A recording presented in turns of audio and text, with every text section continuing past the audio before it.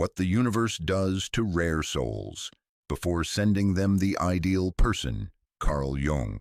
There's a psychological law that Carl Jung discovered, one that the modern world has forgotten, buried beneath dating apps, relationship coaches, and quick-fix romance advice. This law is so profound, so unsettling to our ego-driven desires, that most people will reject it outright. But for those rare souls who are ready to hear it, it will completely revolutionize how you understand love, relationships, and your own deepest nature. Here's the truth. The universe will never send you your ideal person until you've been broken open, stripped of your false personas, and forced to face the parts of yourself you've been running from your entire life. This isn't spiritual punishment, it's psychological precision. The universe doesn't torture rare souls. It prepares them through what Jung called the dark night of individuation, a brutal but sacred process that shatters your comfortable illusions and forces you to become worthy of the love you seek. Tonight, as you watch this video, you're going to discover why every heartbreak, every period of loneliness, every pattern of attracting the wrong people has been preparing you for something extraordinary.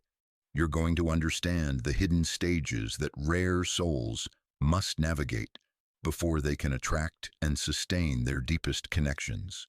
And most importantly, you're going to recognize which stage you're currently in and what the universe is asking you to become. But I must warn you, this isn't another dating strategy. This isn't about manifesting or manipulating outcomes. This is about psychological transformation so profound that by the end of this journey, you won't just attract different people, you'll be a different person. Jung himself said, "The meeting of two personalities is like the contact of two chemical substances. If there is any reaction, both are transformed." The question isn't whether you're ready for love. The question is whether you're ready for the person you must become to receive it. Because the universe has been watching you, testing you, preparing you for something far more magnificent than you've dared to imagine. And everything you've experienced, every rejection, every betrayal, every moment of loneliness has been part of an intricate design to forge you into someone capable of conscious love. Are you ready to discover what the universe sees in you that you don't yet see in yourself? Are you prepared to learn why your deepest wounds might actually be your greatest preparation? Because once you understand this process, you'll never see your romantic journey the same way again. You'll realize that you haven't been failing at love. You've been preparing for it in ways that most people never will. The rare souls who understand this process don't just find better relationships. They become the kind of people who attract and sustain extraordinary love. They become conscious partners, rather than unconscious completion seekers. They break generational patterns of wounded relating and model what authentic partnership looks like for the world. Tonight, you join their ranks. Tonight, you begin to see your story not as a series of romantic failures, but as a sophisticated preparation for conscious love. The universe has been preparing you for something extraordinary. It's time to understand what that is. Before we can understand what the universe does to prepare rare souls, we must first recognize the prison that most people never escape, what Jung called unconscious relationship patterns. Right now, millions of people are trapped in an endless cycle of attracting partners who mirror their unhealed wounds, their disowned shadow aspects, and their deepest parental complexes. They believe they're seeking love, but they're actually seeking psychological completion through another person, which is impossible and ultimately destructive. Jung observed something remarkable in his decades of therapeutic work. We don't attract who we want, we attract who we are. More precisely, we attract what matches our unconscious self-concept, our unintegrated shadows, and our deepest psychological wounds. The anxiously attached person attracts the avoidant. The rescuer attracts the victim. The people pleaser attracts the narcissist.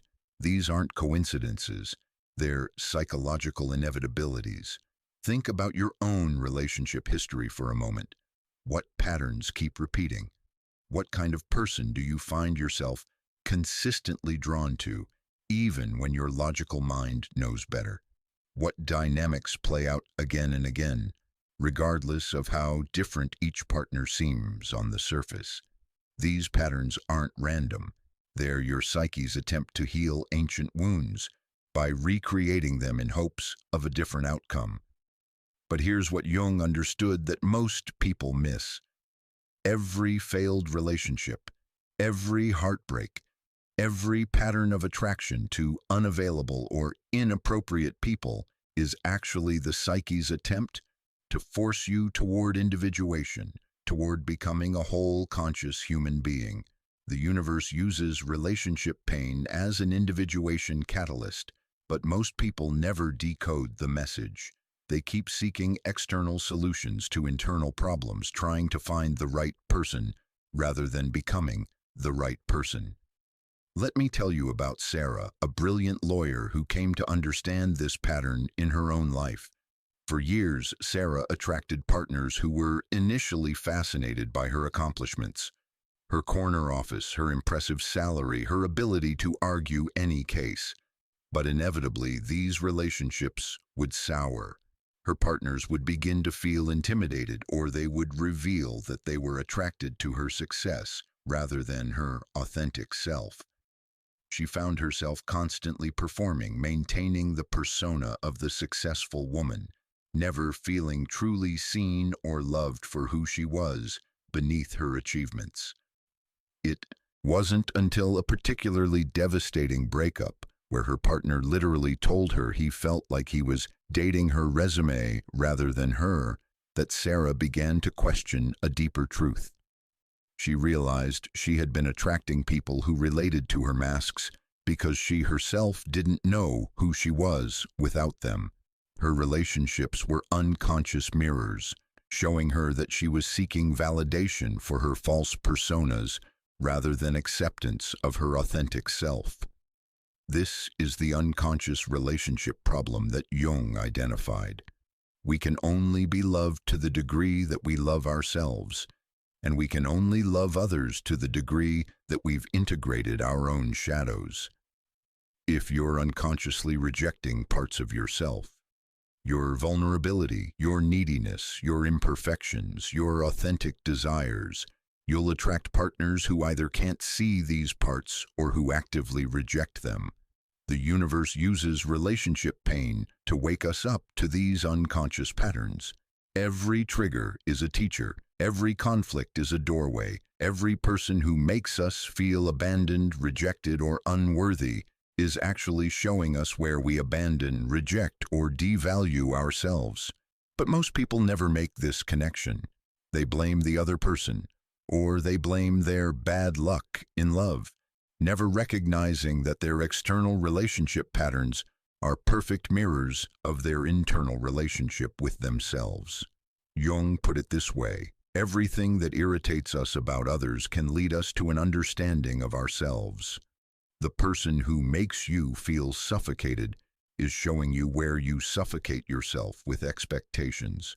The person who makes you feel rejected is revealing where you reject your own authentic nature. The person who seems perfect but unavailable is mirroring your own unavailability to your deeper self. This is why the universe must strip away your unconscious patterns before sending you your ideal person. As long as you're operating from wounded psychology, you'll either attract wounded people or wound healthy people with your unconscious projections. You'll seek someone to complete you rather than someone to share completeness with. You'll try to get love rather than give love. You'll relate to personas rather than authentic selves. The rare soul's journey begins when they recognize this truth. Every relationship has been preparation. Every heartbreak has been education, and every pattern has been pointing toward the places within themselves that need integration, healing, and conscious development. The universe isn't punishing you with difficult relationships. It's using them to show you exactly what needs to be healed before you can sustain conscious love. Comment below and tell me what relationship pattern keeps repeating in your life. What kind of person do you consistently attract? And what might this be revealing about your own unconscious psychology? Because recognizing your pattern is the first step toward transforming it. And transformation is exactly what the universe has been preparing you for all along. Now we arrive at the first stage of the universe's preparation process, what I call the persona stripping. This is often the most disorienting and painful phase because it involves the systematic destruction of every false identity you've been wearing to attract love. And make no mistake, you have been wearing masks, sophisticated psychological costumes that you've convinced yourself are actually you. Jung taught that the persona is the mask we wear in social situations, the version of ourselves we present to gain acceptance, approval, or love. In romantic relationships, these personas become even more elaborate and unconscious. You might be the people pleaser who never expresses disagreement, the mysterious one who never reveals vulnerability, the rescuer who attracts wounded partners, the perfect partner who never has needs, or the independent one who never asks for support. These personas develop for good reasons. They helped you survive your early relationships, get your needs met, or avoid rejection and abandonment. But here's what Jung understood that most people never realize. Authentic love can only occur between two authentic beings. When you're relating through a persona, you're not actually being loved. Your mask is being loved, and deep down, your soul knows this, which is why persona-based relationships always leave you feeling hollow, unseen, and ultimately unfulfilled.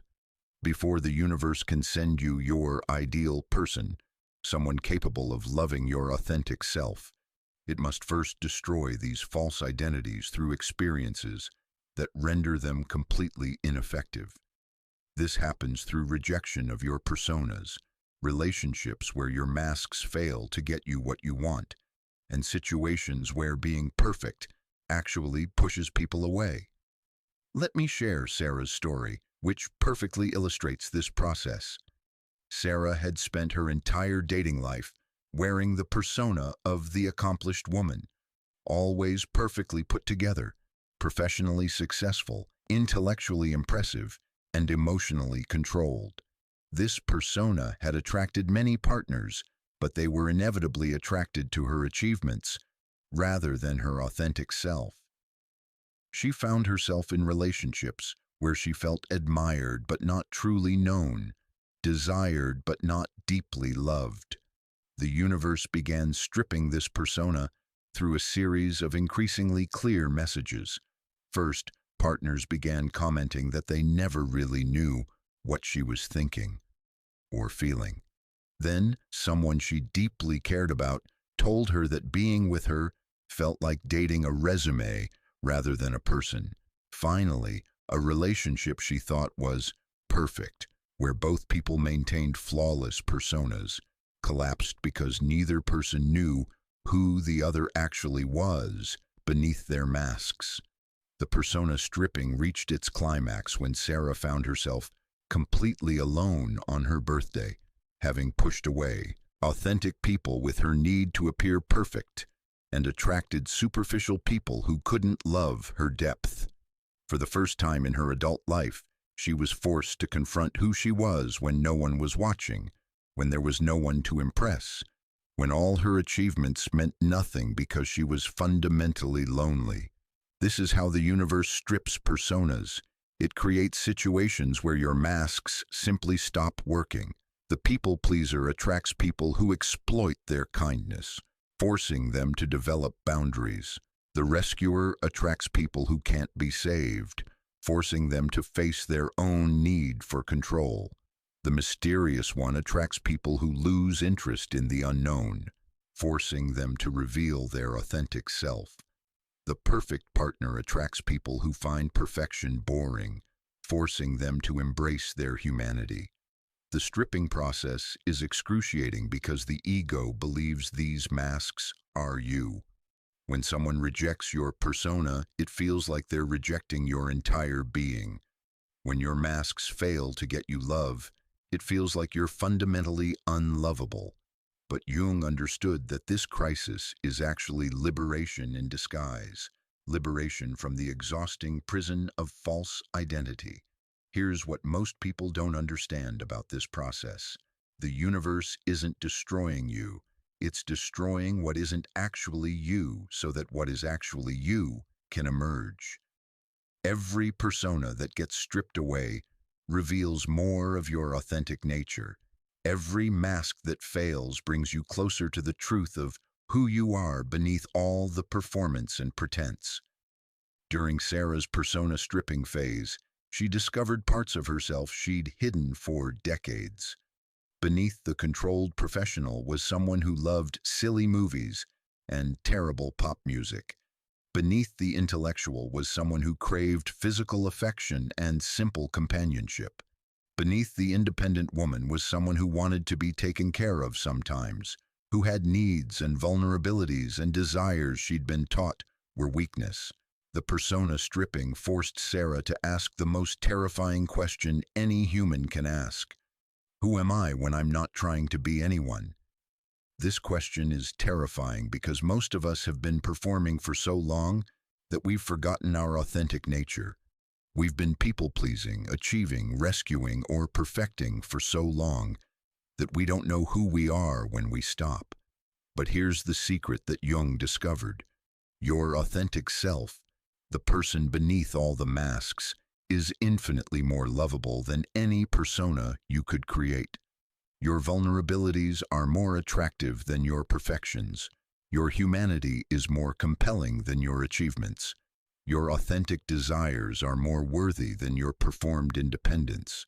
The universe strips your personas not to punish you, but to reveal the magnificent being you've been hiding from the world. This is why the persona stripping phase is essential preparation for receiving your ideal person. Someone who could truly love you must be able to see the real you, and the real you can only emerge when the false you has been systematically dismantled by experiences that render pretense impossible and authenticity inevitable. The stripping process often takes 1 to 3 years and involves multiple relationships or situations that fail to respond to your personas. It's the universe saying, I love you too much to let you keep hiding. I love you too much to send you someone who would fall in love with your mask. I'm going to strip away everything that isn't actually you, so that when I send your person, they'll fall in love with your truth. Right now, you might be in the middle of your own persona stripping.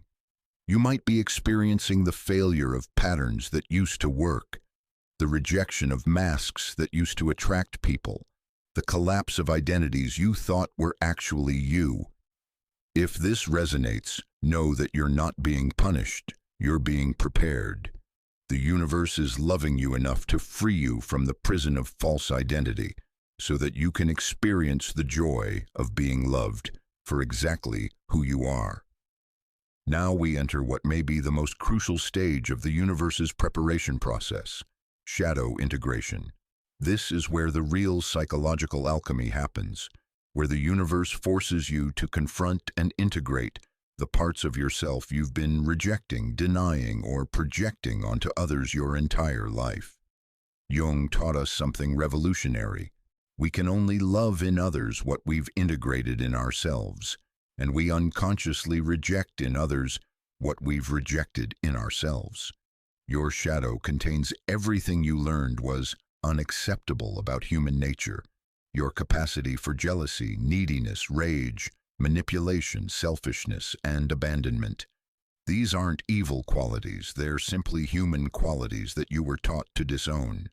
But here's what Jung discovered. These disowned parts don't disappear. They go underground and begin controlling your relationships in unconscious ways. The person you can't stand because they're too needy. They're mirroring your own disowned neediness. The partner who triggers your rage because they're selfish. They're reflecting your own disowned selfishness. The people you judge for being manipulative. They're showing you your own unconscious manipulation tactics. Every trigger is a shadow projection. Every judgment is a disowned part of yourself seeking integration before the universe can send you your ideal person, someone you can love without constant triggering and projection. It must force you through what I call the shadow integration crucible. This happens by attracting partners who embody your disowned qualities, forcing you to see these qualities as mirrors rather than enemies. Every conflict becomes an opportunity for shadow work. Every trigger becomes a doorway to wholeness. Let me tell you about David's shadow integration journey, which perfectly illustrates this process. David prided himself on being the nice guy, always considerate, never aggressive, never confrontational. He'd constructed his entire identity around being different from his father, who had been domineering and explosive. David's shadow contained all the masculine qualities he'd rejected: assertiveness, healthy aggression, the ability to take up space and express anger constructively. The universe began David's shadow integration by attracting him to women who embodied these disowned qualities. First, he fell in love with Rebecca, a woman who was direct, assertive, and unafraid of conflict. Initially, he was fascinated by her strength. She seemed to possess everything he felt he lacked. But as their relationship deepened, her assertiveness began to trigger him. He found himself feeling controlled, dominated, even bullied by qualities he'd initially admired. Instead of recognizing this as shadow projection, David blamed Rebecca. He told himself she was too aggressive, too confrontational, too much. The relationship ended when his passive-aggressive responses to her directness created such toxicity that she finally left, telling him she felt like she was in a relationship with someone who resented her for being herself. But the universe wasn't finished with David's shadow integration. Next, he attracted Maria, who was even more embodied in the qualities he'd disowned.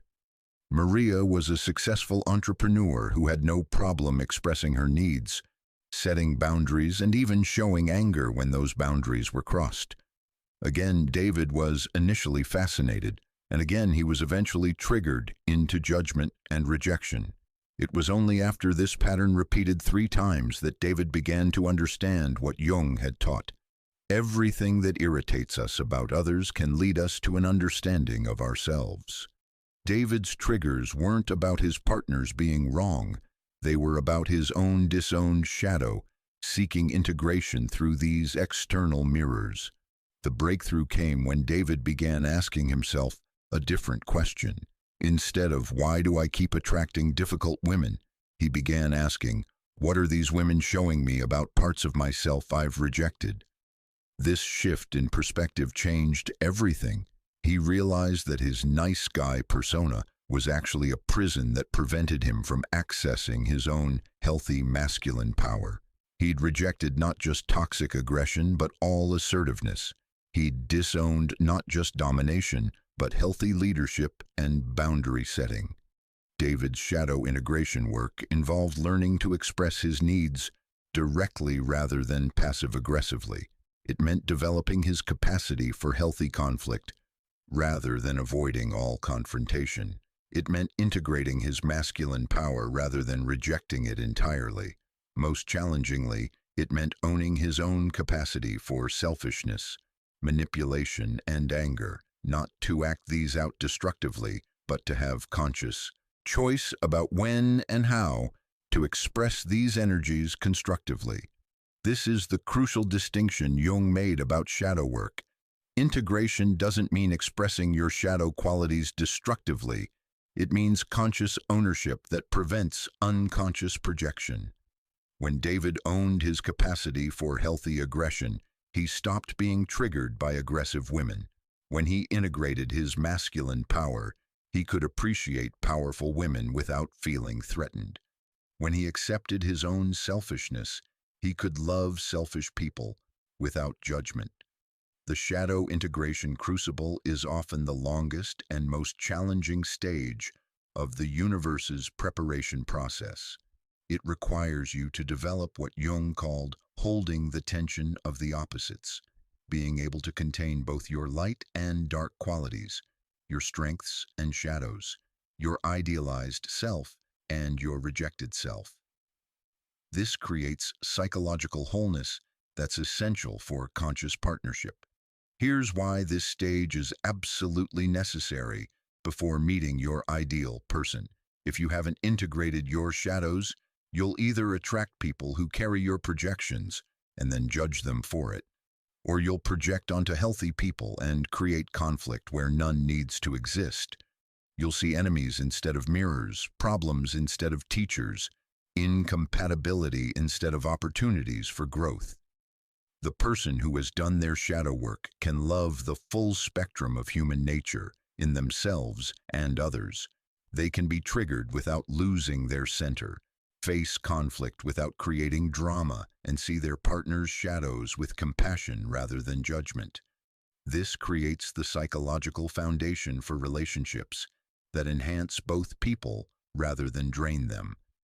The shadow integration process typically involves attracting 3 out of 5 partners who embody different aspects of your disowned self. Each relationship is a classroom, each trigger is curriculum, each conflict is an invitation to reclaim another piece of your authentic nature. The process is complete when you can encounter your former triggers with curiosity rather than reactivity, when you can see your projections clearly and withdraw them consciously. Right now, you might be in the middle of your own shadow integration crucible. You might be attracted to people who trigger you, confused by why you keep encountering the same conflicts, frustrated by patterns that seem to repeat regardless of how different each partner appears. If this resonates, know that you're not cursed with bad luck. You're being offered profound opportunities for psychological integration. The universe isn't sending you difficult people to punish you.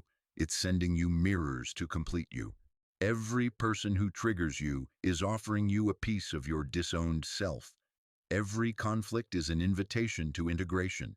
Every judgment you hold about others is pointing toward a shadow aspect that wants to come home to consciousness. Pause this video for a moment and reflect. What quality in past partners has triggered you most consistently? What behaviors or characteristics do you find yourself judging in others?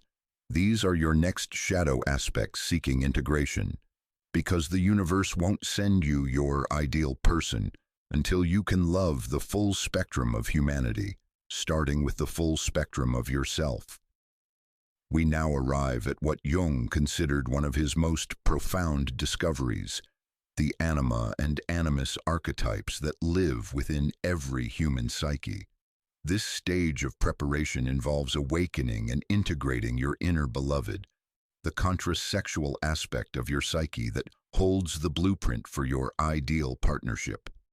Understanding this concept will completely transform how you approach love and relationships. Jung discovered that every man carries within his unconscious an idealized feminine aspect called the anima, and every woman carries within her unconscious an idealized masculine aspect called the animus. These aren't just abstract psychological concepts. They're living, dynamic forces that shape every romantic attraction, every relationship pattern, and every disappointment in love you've ever experienced. Here's the crucial insight. Most people project their anima or animus onto external partners, creating impossible expectations and inevitable disappointment. They're unconsciously seeking someone to embody their inner beloved, rather than developing a conscious relationship with this aspect of themselves. This is why you might find yourself attracted to people who seem to possess qualities you feel you lack. or why certain people trigger an instant sense of recognition that feels almost magical but often leads to idealization and eventual disillusionment. The rare soul's preparation includes learning to withdraw these projections and develop a conscious relationship with their anima or animus through dreams, active imagination, and inner dialogue. Only when you've cultivated this relationship with your inner beloved can you recognize and attract its external counterpart without the desperate neediness of projection or the crushing disappointment of unmet fantasies. Let me share the story of Elena, whose animus awakening transformed her entire approach to love. Elena had spent her 20s and early 30s attracted to what she called mysterious, brooding, creative types. Men who seemed to embody depth, artistic sensitivity, and emotional complexity. But these relationships invariably followed the same pattern: initial fascination, intense connection, gradual realization that these men were often emotionally unavailable, struggling with depression, or unable to provide the stability and partnership she actually needed. Elena would find herself trying to save these men, believing that her love could heal their wounds and unlock their potential. When the relationships inevitably failed, she'd blame herself for not being enough to inspire their transformation, or she'd blame them for not living up to their promise. She never recognized that she was projecting her own undeveloped animus, her inner masculine potential for creativity, depth, and emotional complexity, onto these external partners. The universe began Elena's animus awakening through a series of dreams that became increasingly vivid and demanding of her attention. In these dreams, a figure appeared repeatedly, sometimes a wise old man, sometimes a young artist, sometimes a strong protector. This figure would speak to her, guide her, show her aspects of herself she'd never recognized. At first, Elena dismissed these dreams as random neural activity, but their consistency and emotional impact became impossible to ignore. Working with a Jungian analyst, Elena began to understand that these dream figures were manifestations of her animus, the masculine aspects of her psyche that she'd been unconsciously seeking in external partners. Her animus contained her own potential for artistic expression, intellectual depth, protective strength, and emotional complexity. Instead of developing these qualities within herself, she'd been trying to access them through relationships with men who embodied them. The awakening process required Elena to begin dialoguing with her animus through active imagination, consciously engaging with this inner figure as if it were a real person with its own wisdom and perspective. She began asking her animus questions about her creative desires, her need for intellectual stimulation, her longing for deeper meaning in life. The answers that came were revelations about aspects of herself she'd never fully acknowledged or developed. Elena's animus revealed that her attraction to brooding creative types was actually her own soul calling her toward creative expression. Her fascination with emotionally complex men was her psyche's attempt to develop her own emotional depth and complexity. Her desire to save wounded artists was her animus asking her to nurture and develop her own creative wounds into sources of beauty and meaning. As Elena began consciously developing her relationship with her animus, her external attractions began to shift dramatically. She started pursuing her own artistic interests, enrolling in poetry classes and beginning to write seriously for the first time in her adult life. She developed her intellectual curiosity, reading philosophy and psychology with the same intensity she'd once brought to analyzing her relationships. She cultivated her own emotional depth through therapy, meditation, and shadow work. The more Elena developed her inner masculine qualities, the less she needed to seek them in external partners. She stopped being attracted to brooding, unavailable men because she was cultivating her own depth and complexity. She no longer needed to save wounded artists because she was nurturing her own creative wounds. She was becoming the complete person she'd been unconsciously seeking in others. This is the profound shift that anima-animus awakening creates. Instead of seeking completion through another person, you begin seeking wholeness within yourself. Instead of projecting your idealized beloved onto external partners, you develop a living relationship with this aspect of your own psyche. This doesn't make you less interested in partnership. It makes you capable of conscious partnership rather than unconscious completion seeking. The anima awakening process for men often involves developing their capacity for emotional intelligence, intuitive wisdom, receptivity, and nurturing qualities. Men might find themselves drawn to creative expression, spiritual practices, or healing work as their anima calls them toward greater wholeness.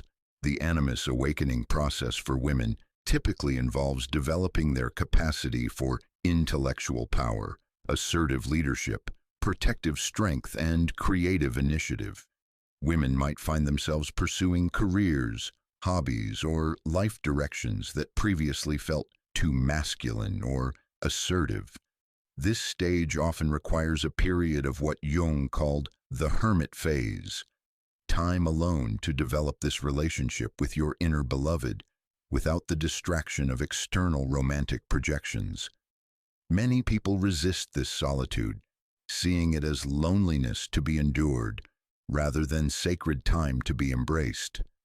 But the rare souls who surrender to this process discover that solitude becomes sanctuary, that being alone becomes being all one with the most important relationship of their lives, the relationship with their complete self. The animus awakening is complete when you can feel genuinely attracted to someone without needing them to complete you, when you can appreciate their qualities without losing your own center, when you can love them for who they are rather than who you need them to be.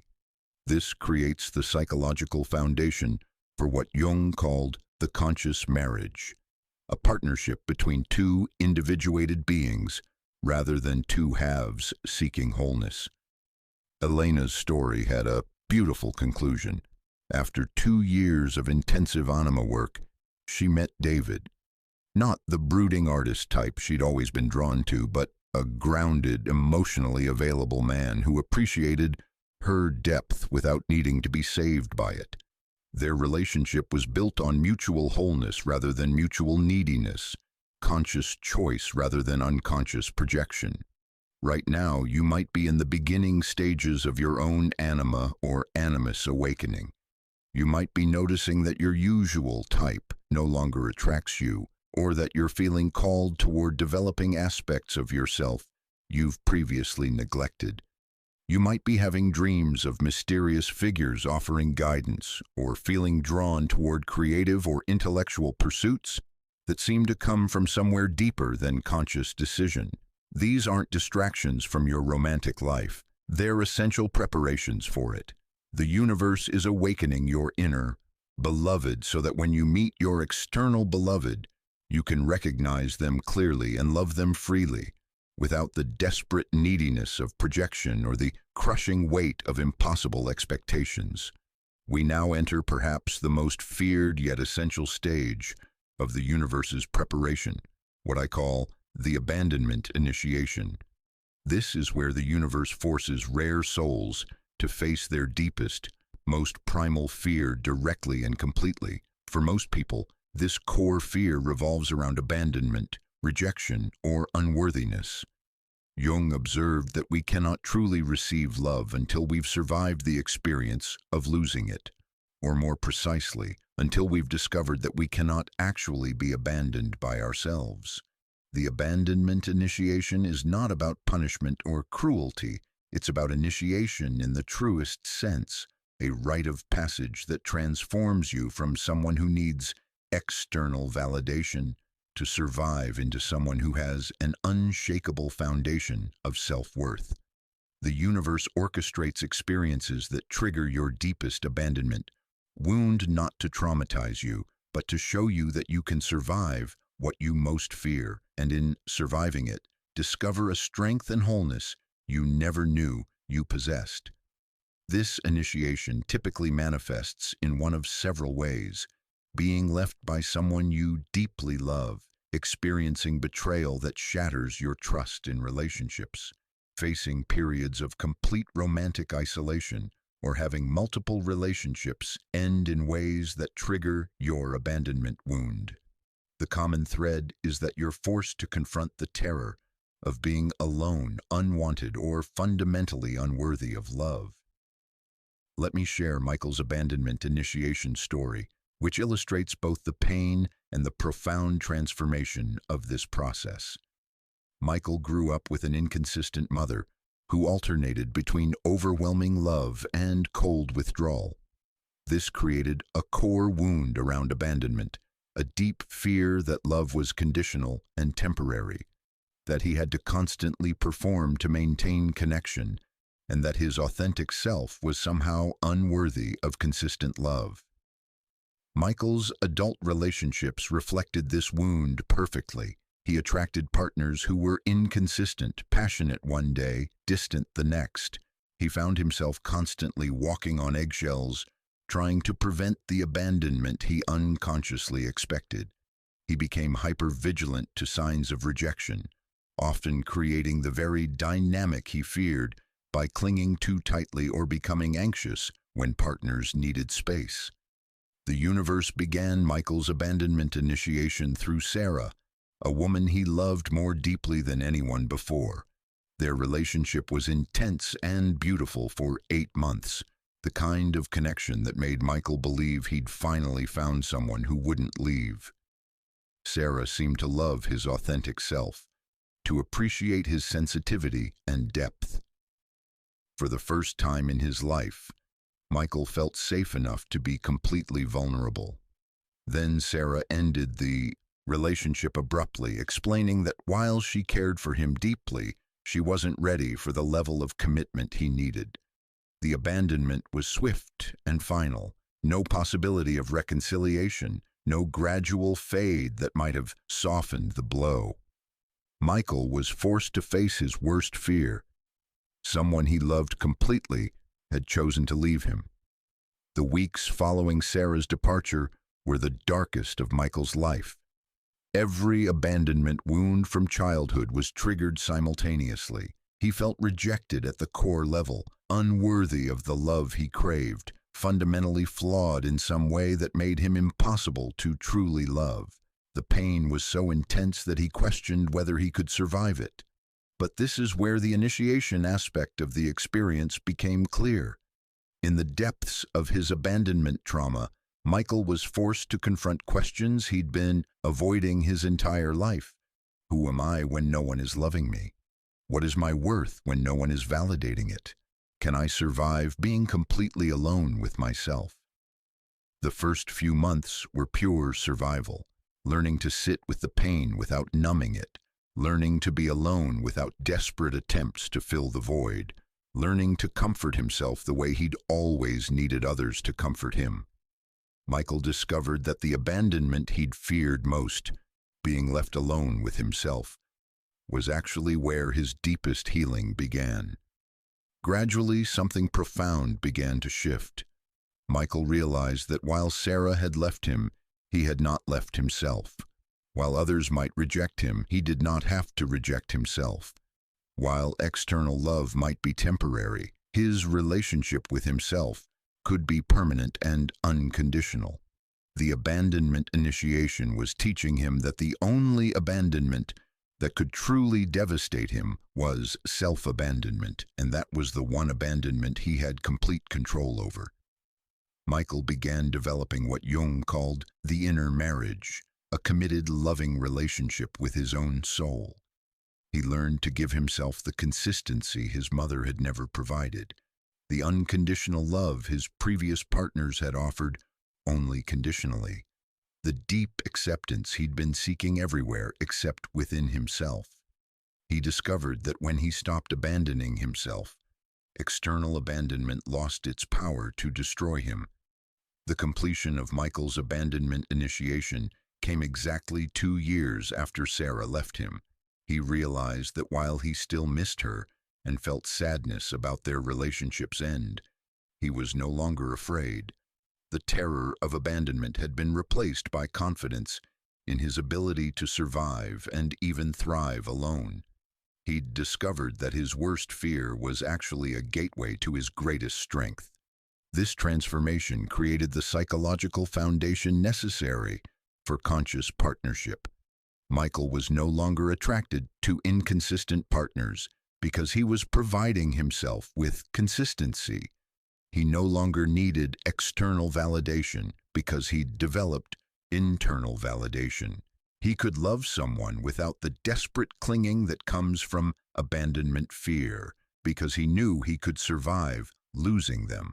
The abandonment initiation serves a crucial function in the universe's preparation process. It forces you to develop an unshakable relationship with yourself that becomes the foundation for all future relationships. When you know you can survive losing external love, you can give love freely without the desperation that pushes people away.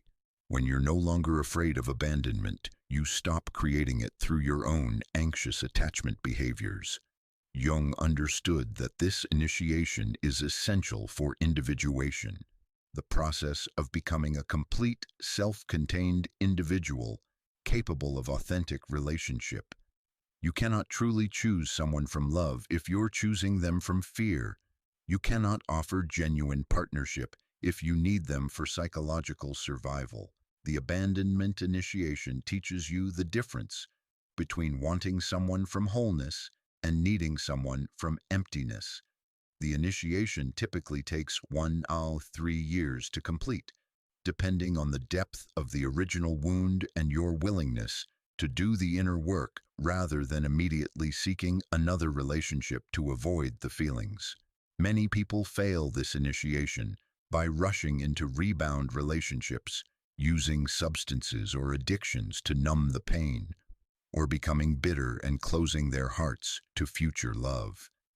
But the rare souls who surrender to the process discover that their abandonment wound becomes their greatest source of compassion and strength. Here's what the completed abandonment initiation looks like. You can be deeply in love without being desperate. You can be committed without being attached. You can desire partnership without needing it for survival. You can face conflict without the terror that it means abandonment. You can give your heart fully while knowing you'll survive if it's not received the way you hope.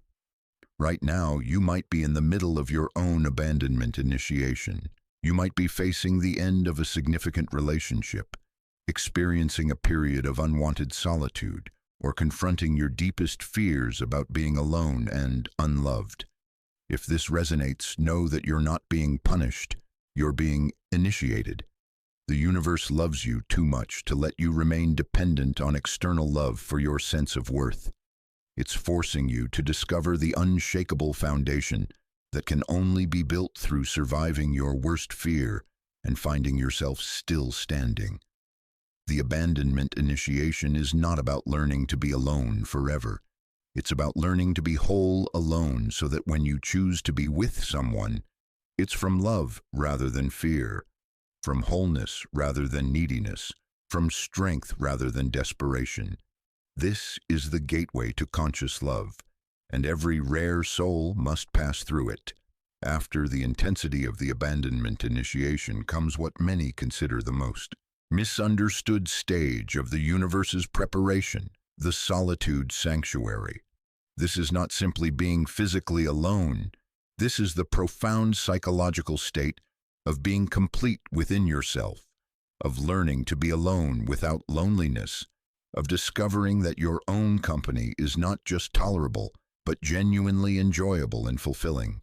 Jung called this the hermit phase, and he observed that it was absolutely essential for individuation, the process of becoming a whole, integrated human being. The universe enforces this period of solitude not as punishment for your previous relationship failures, but as the sacred time necessary for you to develop the internal relationship that will determine the quality of all your external relationships for the rest of your life. Most people rush through this phase, seeing it as something to endure rather than embrace. They treat solitude as a problem to be solved rather than a sanctuary to be inhabited.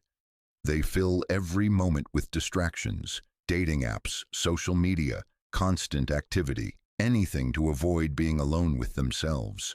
But the rare souls who understand this process recognize that solitude is where individuation accelerates, where you develop the interests, values, and self-knowledge that will attract your authentic match. Let me tell you David's story, which beautifully illustrates the transformation that occurs during the solitude sanctuary phase. David came to this stage after a series of relationships that had ended in similar patterns. Initial excitement followed by gradual loss of himself in the other person's needs, interests, and desires. He realized that he'd been so focused on being a good partner that he'd never actually discovered who he was when he wasn't trying to please someone else. The universe enforced David's solitude sanctuary through a combination of circumstances that made dating practically impossible for 2 years. A career transition required all his mental energy. His living situation changed in a way that limited his social opportunities, and somehow every potential romantic connection either fizzled quickly or never materialized at all. Initially, David fought this solitude, seeing it as evidence that something was wrong with him or that he was destined to be alone forever. But gradually, something shifted. With no romantic distractions or obligations, David began rediscovering interests he'd abandoned years ago. He started hiking regularly, not because a partner wanted to, but because he genuinely loved being in nature. He began reading philosophy and psychology, subjects that fascinated him, but that previous partners had found boring. He took up photography, started writing in a journal, and began having conversations with himself that were more interesting than many conversations he'd had with others. The most profound shift happened around month 8 of his enforced solitude. David realized that for the first time in his adult life, he was making every decision based on his authentic preferences rather than on what might impress or please a potential partner. He was decorating his apartment in a way that reflected his actual taste, eating foods he genuinely enjoyed, spending his free time on activities that truly fulfilled him. He was, for the first time, living his authentic life rather than a life designed to attract someone else. This is the crucial development that occurs during the solitude sanctuary. You begin to know yourself as a complete person rather than as half of a potential couple.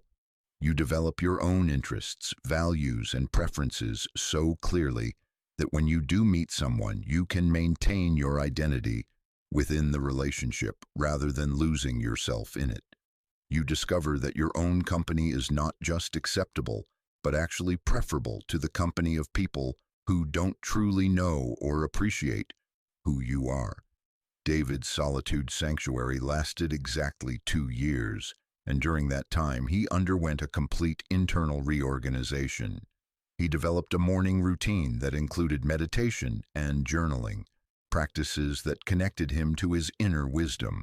He pursued friendships based on genuine compatibility rather than romantic potential. He traveled alone and discovered that he was an excellent companion to himself.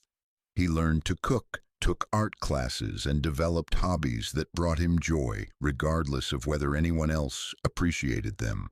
Most importantly, David learned to distinguish between loneliness and solitude. Loneliness, he realized, was what he felt when he was with people who didn't really see him or when he was performing personas that weren't authentic. Solitude was what he felt when he was aligned with his true self, even if he was physically alone. He discovered that he could feel profoundly connected to life and purpose, even without romantic partnership, and this realization freed him from the desperate neediness that had characterized his previous relationships. The solitude sanctuary also serves another crucial function. It allows you to develop what Jung called the transcendent function, the ability to hold tension between opposites within yourself rather than seeking resolution through another person. During solitude, you learn to comfort yourself when you're sad, to celebrate yourself when you succeed, to provide yourself with the emotional support you'd previously sought from partners. You become internally complete rather than externally dependent. This internal completion doesn't make you less interested in partnership. It makes you capable of conscious partnership. When you know you can create fulfillment alone, you can choose to share that fulfillment with someone rather than needing them to provide it for you. When you've developed your own interests and values, you can maintain them within relationship rather than losing yourself in someone else's life. When you've learned to be your own best friend, you can be a genuine friend to a partner rather than a needy dependent.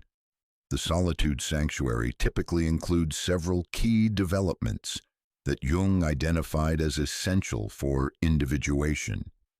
First, you develop a genuine relationship with your unconscious through dreams, journaling, and active imagination. You begin paying attention to the wisdom that emerges when you're not distracted by external relationships. You start having conversations with yourself that reveal insights about your deepest nature and authentic desires. Second, you pursue interests and activities that reflect your authentic self rather than your persona. You might discover that you love things you've never tried, or rediscover passions you abandoned to focus on relationships. You begin creating a life that reflects your true values rather than what you think might attract someone else. Third, you develop emotional self-sufficiency, the ability to regulate your own emotions, comfort yourself during difficult times, and celebrate your own successes. You learn that while sharing emotions with others can be beautiful, depending on others for emotional regulation creates unhealthy dynamics and prevents authentic intimacy. Fourth, you establish a spiritual or philosophical framework that gives your life meaning independent of romantic relationships. Whether through traditional religion, nature, spirituality, philosophical study, or creative expression, you develop a sense of purpose and connection that doesn't require another person to validate or complete. The completion of the solitude sanctuary phase is marked by a profound shift in how you think about relationships. Instead of asking, "When will I find someone?" you begin asking, "What kind of person am I becoming, and what kind of person would be attracted to that?" Instead of feeling incomplete without a partner, you feel complete with the option to share that completeness. Instead of seeking someone to fill a void, you're interested in finding someone whose own fullness complements your own. David's solitude sanctuary concluded when he realized that while he genuinely enjoyed his own company and felt fulfilled by his life, he was also genuinely interested in sharing his wholeness with someone equally whole. He wasn't lonely, but he was curious about conscious partnership. He wasn't seeking completion, but he was open to expansion. This shift in perspective immediately changed the quality of people he attracted and his approach to dating. Right now, you might be in the middle of your own solitude sanctuary, perhaps resisting it, perhaps embracing it, perhaps somewhere in between. If you're experiencing a period of romantic quiet, if dating feels forced or empty, if you keep attracting people who aren't quite right, consider that the universe might be gifting you with sacred time to develop the relationship that will determine all others. Your relationship with yourself. The solitude sanctuary is not about becoming a hermit or giving up on love. It's about becoming so whole within yourself that when you do choose to partner with someone, it enhances rather than completes you. It's about developing such a rich inner life that you can offer genuine depth to another person rather than seeking them to provide meaning for you. This is perhaps the most challenging stage for our connection-obsessed culture to understand, but it's absolutely essential for conscious love. The universe enforces solitude not to keep you from love, but to prepare you for love that will actually fulfill you rather than drain you, complete you rather than diminish you, celebrate you rather than change you. Now we arrive at one of the most subtle yet powerful stages of the universe's preparation, what I call the worthiness recalibration. Jung made a crucial observation that most people never fully grasp. We can only attract partners who match our unconscious self-concept, not our conscious desires. If you unconsciously believe you're unworthy of deep love, you'll sabotage healthy relationships or attract partners who confirm this limiting belief. The universe must recalibrate your sense of worth before it can send you someone who will love you at the level you're actually worthy of receiving. This recalibration doesn't happen through affirmations or positive thinking. It happens through experiences that force you to recognize your inherent value as a conscious being capable of love, growth, and contribution. The universe orchestrates situations where you must step into your power, where you discover capabilities you didn't know you had, where you're forced to see yourself through the eyes of your highest potential rather than your deepest wounds. The worthiness recalibration often happens through achievement, but not the kind of achievement the ego typically seeks. This isn't about external validation or comparison to others.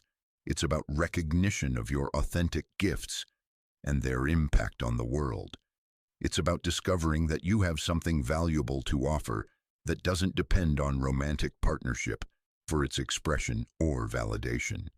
Let me share Maria's worthiness recalibration story, which perfectly illustrates this process.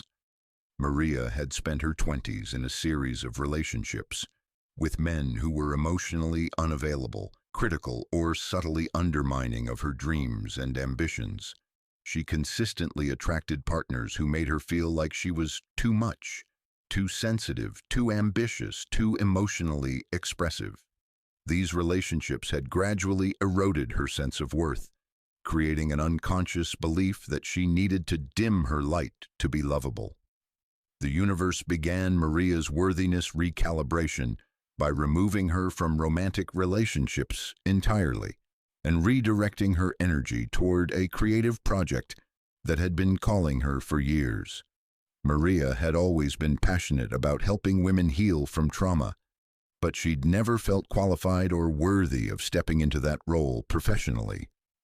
Her previous partners had been dismissive of her interest in psychology and healing, suggesting she focus on more practical pursuits.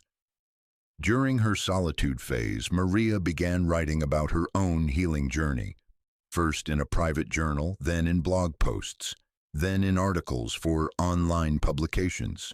She discovered that her words were resonating with women around the world who were struggling with similar issues. Messages poured in from readers thanking her for giving voice to experiences they'd felt alone in, for offering hope and practical guidance for healing. At first, Maria dismissed this positive feedback as people being nice or just trying to make her feel better. Her unconscious unworthiness made it difficult to receive genuine appreciation and recognition.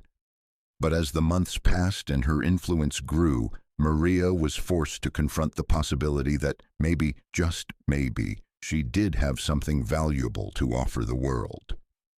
The turning point came when Maria was invited to speak at a conference for trauma survivors.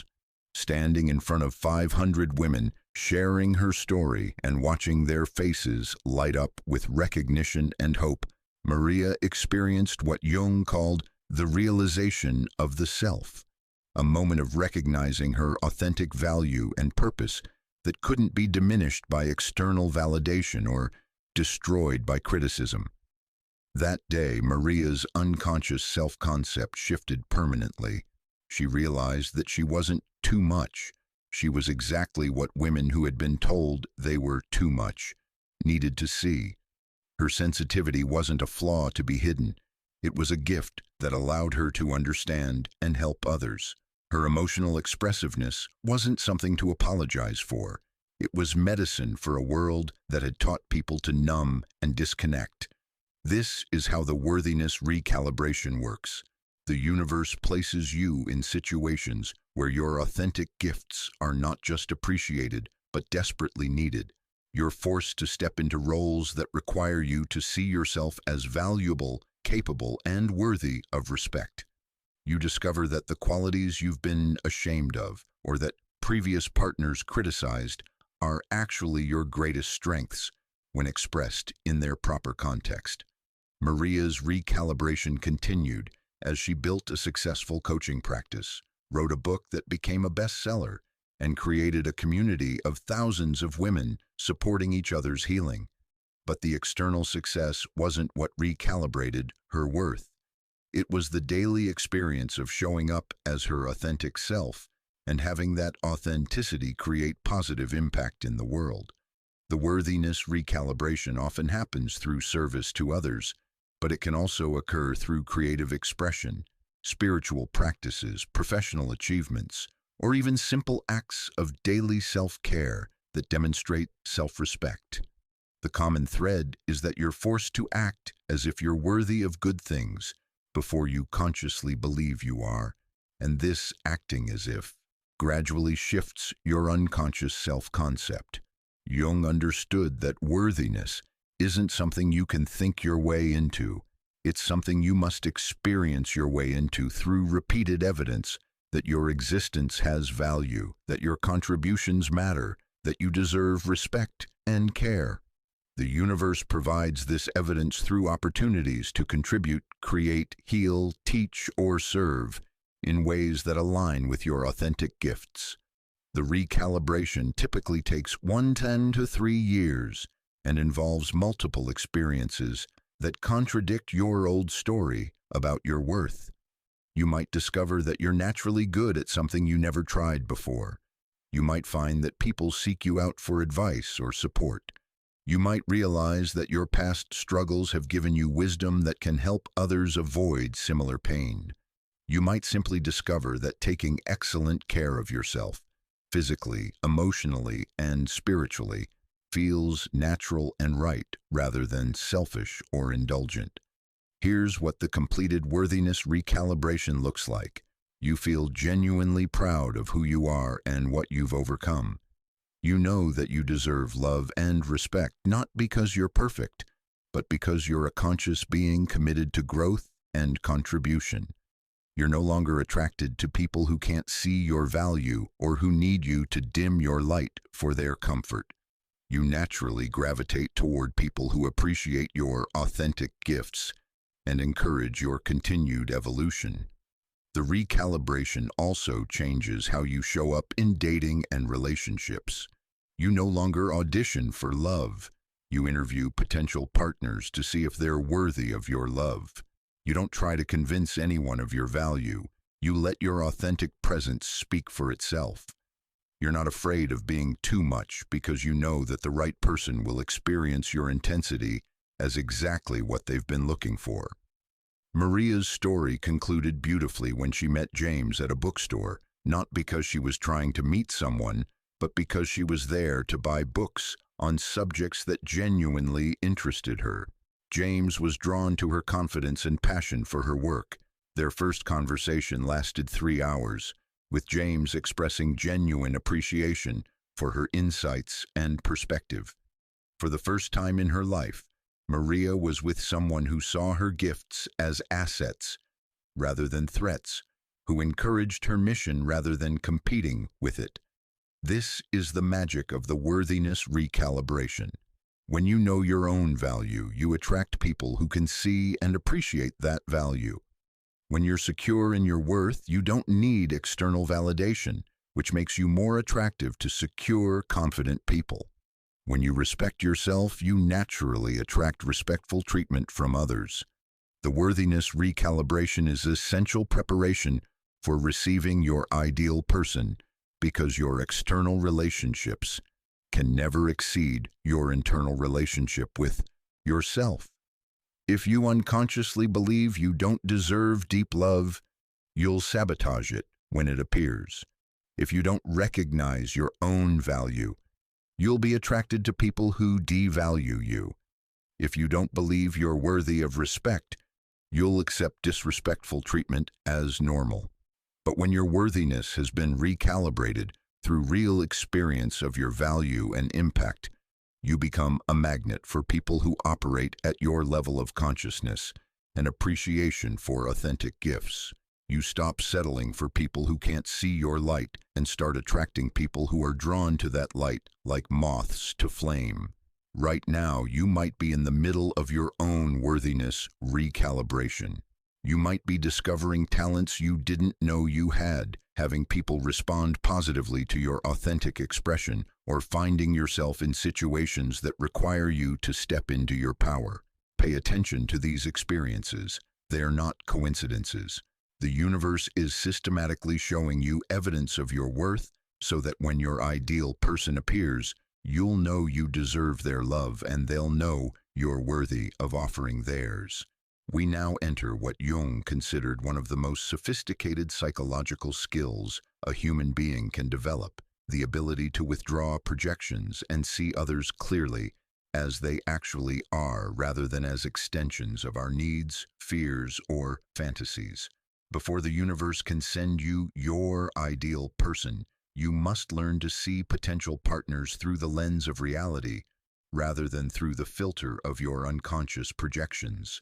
This is essential because projection creates both false attraction and false rejection, leading you to either idealize inappropriate people or dismiss compatible ones. Jung taught us that projection is the unconscious process by which we attribute our own thoughts, feelings, or characteristics to other people. In relationships, we project our anima or animus onto potential partners, our shadows onto people who trigger us, our unhealed wounds onto those who seem to offer healing, and our unlived potentials onto those who embody qualities we haven't developed in ourselves. The universe teaches projection withdrawal through a series of relationships and attractions that force you to confront the gap between your projections and reality. You'll find yourself attracted to people who turn out to be completely different from who you thought they were. You'll judge people based on superficial qualities, only to discover hidden depths that challenge your assumptions. You'll experience both the disappointment of idealization collapse and the surprise of discovering value in people you initially dismissed. Let me share Alex's projection withdrawal journey, which illustrates both the challenge and the liberation of learning to see clearly. Alex had a pattern of instantly idealizing potential partners based on very limited information, a charming smile, an impressive job title, a shared interest, or even just an intriguing dating profile.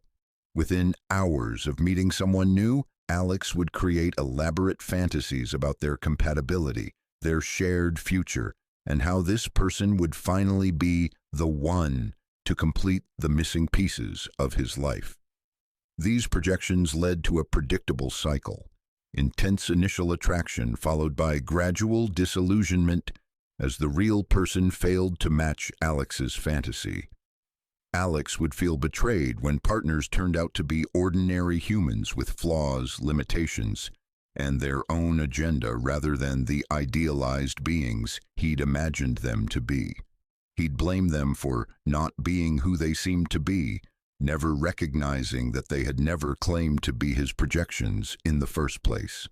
The universe began Alex's projection withdrawal education through Sarah, a woman he met at a coffee shop who seemed to embody everything he was looking for.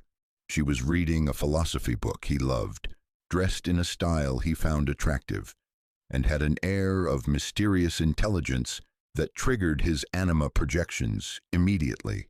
Within 5 minutes of conversation, Alex was convinced he'd met his soulmate. Over the following weeks, Alex projected every quality he admired onto Sarah. He assumed she shared his values, his lifestyle preferences, his relationship goals, and his vision for the future. He interpreted her thoughtful pauses as deep wisdom, her busy schedule as attractive independence, and her emotional reserve as intriguing mystery. He was falling in love with his own projections rather than getting to know the actual person. The projection collapse happened gradually and painfully. Sarah turned out to have completely different political views that Alex found disturbing. She was emotionally unavailable due to recent trauma, something Alex had interpreted as mysterious depth rather than protective withdrawal. She was genuinely intellectual, but in areas that bored Alex, and she found his interests equally unstimulating. Most challenging of all, she simply wasn't interested in the kind of relationship Alex wanted, preferring casual connection to the deep partnership he craved. Instead of recognizing this as a normal incompatibility between two decent people, Alex felt betrayed and confused. He'd been so certain about their connection, so convinced that Sarah was the one, that her reality felt like deception. It took months of reflection and several similar experiences before Alex began to understand that the problem wasn't Sarah's failure to be his projection, it was his inability to see her clearly in the first place. The real breakthrough came when Alex began practicing what Jung called active listening without projection, paying attention to what people actually said and did rather than what he hoped or feared they meant. He started asking genuine questions about their thoughts, feelings, and experiences, rather than assuming he already knew based on limited evidence.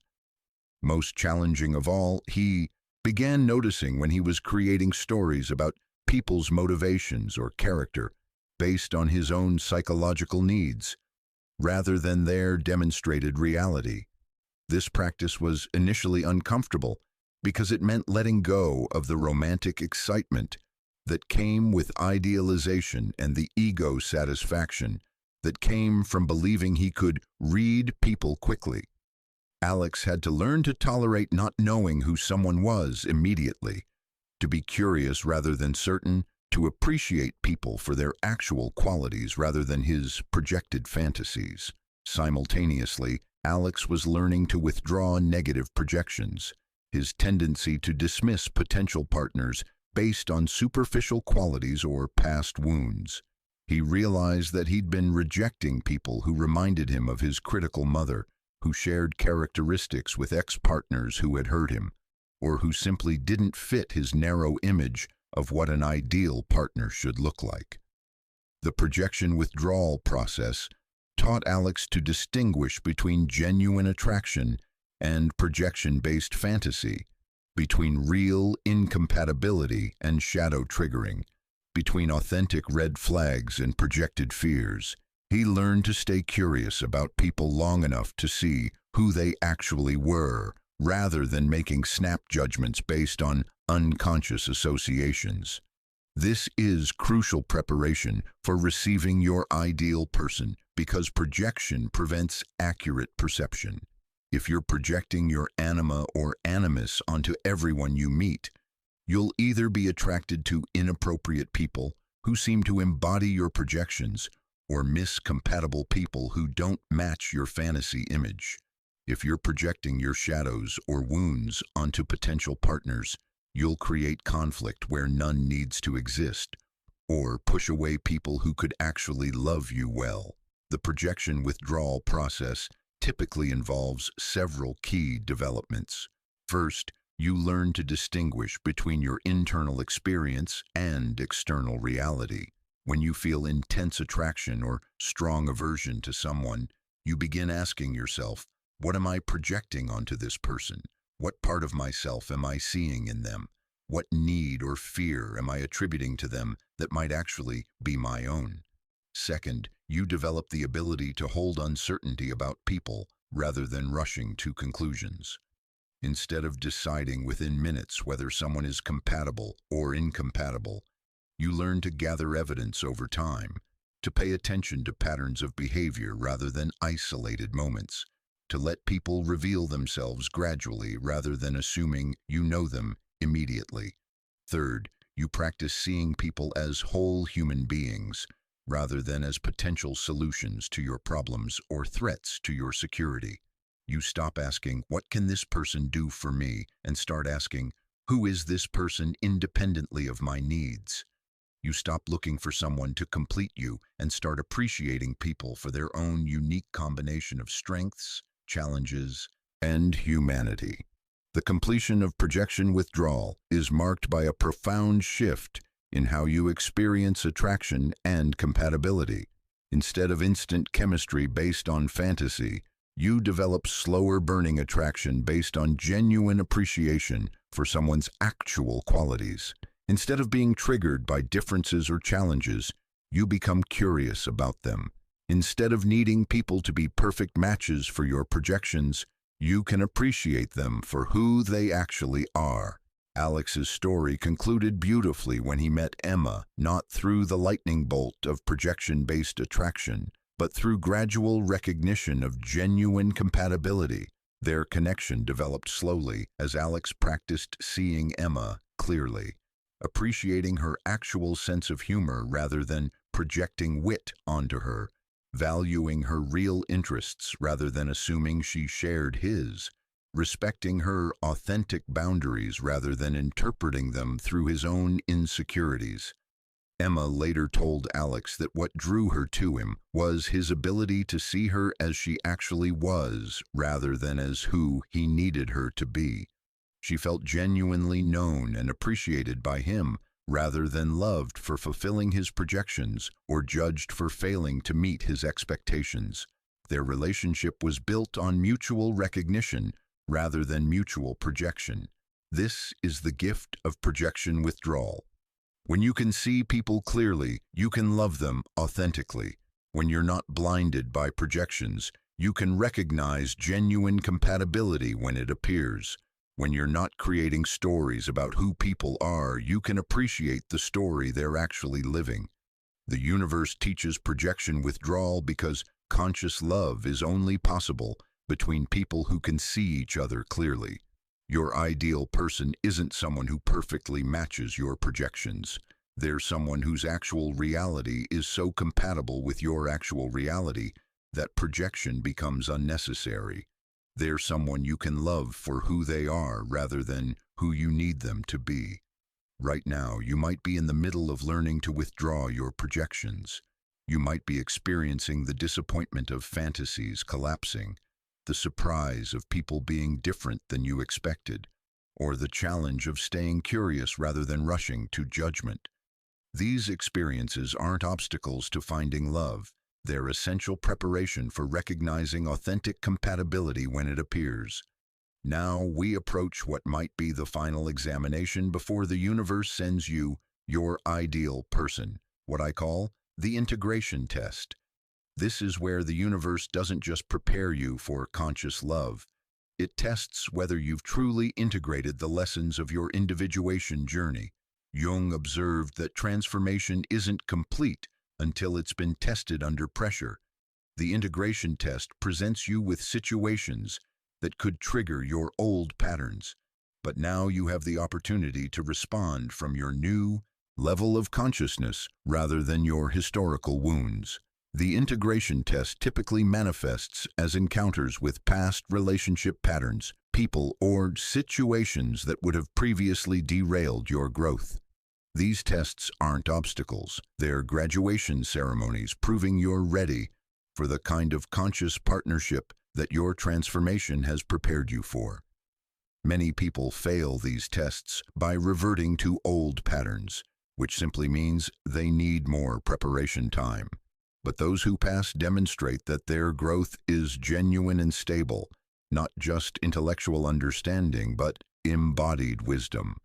Let me tell you Maria's integration test story, which perfectly illustrates how the universe validates your readiness for conscious love. Maria had completed her shadow work, integrated her projections, recalibrated her worth, and spent 2 years developing a rich relationship with herself. She felt genuinely prepared for conscious partnership and had been attracting healthier potential partners as a result of her inner work. Then her ex-boyfriend David returned to her life with a proposal that would have devastated the old Maria. David had been Maria's most significant relationship, passionate, intense, but ultimately toxic, due to both people's unhealed wounds and unconscious patterns. He was charming and emotionally unavailable. She was anxious and people-pleasing. Their relationship had been a perfect storm of projection, codependency, and mutual triggering that had taken Maria years to recover from. David contacted Maria after 3 years of no communication, explaining that he'd been doing his own psychological work and wanted to reconnect. He'd heard about Maria's success with her coaching practice and claimed to be impressed by her growth. He suggested they meet for coffee to see if there might be something worth exploring now that they were both more conscious. The old Maria would have been thrilled by this opportunity. She had spent years fantasizing about David returning as a healed man, ready for the kind of love she'd always wanted to give him. She would have interpreted his interest in reconnecting as validation that she was finally worthy of his love, that her growth had made her attractive enough for him to choose her. But the new Maria experienced something completely different. When David reached out, instead of excitement, Maria felt curious detachment. Instead of immediately assuming he was now the one, she found herself asking practical questions. What evidence did she have that he'd actually changed? What were his motivations for reconnecting now? How did she feel in her body when she imagined being with him again? Maria agreed to meet David for coffee, but not because she was hoping to rekindle their romance. She was genuinely curious to see how she would respond to him after all her growth, to test whether her transformation was real or just theoretical. This was her integration test, and she approached it with the consciousness she'd developed rather than the neediness she'd transcended. The coffee meeting was revelatory. David was still charming, still intellectually stimulating, still capable of creating the kind of intensity that had once addicted Maria to their connection. But now Maria could see what she'd been blind to before. David's charm was performative. His intelligence was often used to avoid emotional intimacy, and his intensity was driven by his own unhealed wounds, rather than genuine passion for connection. Most importantly, Maria noticed her own responses. Where she once would have felt desperate to impress David, she found herself evaluating whether she was impressed by him.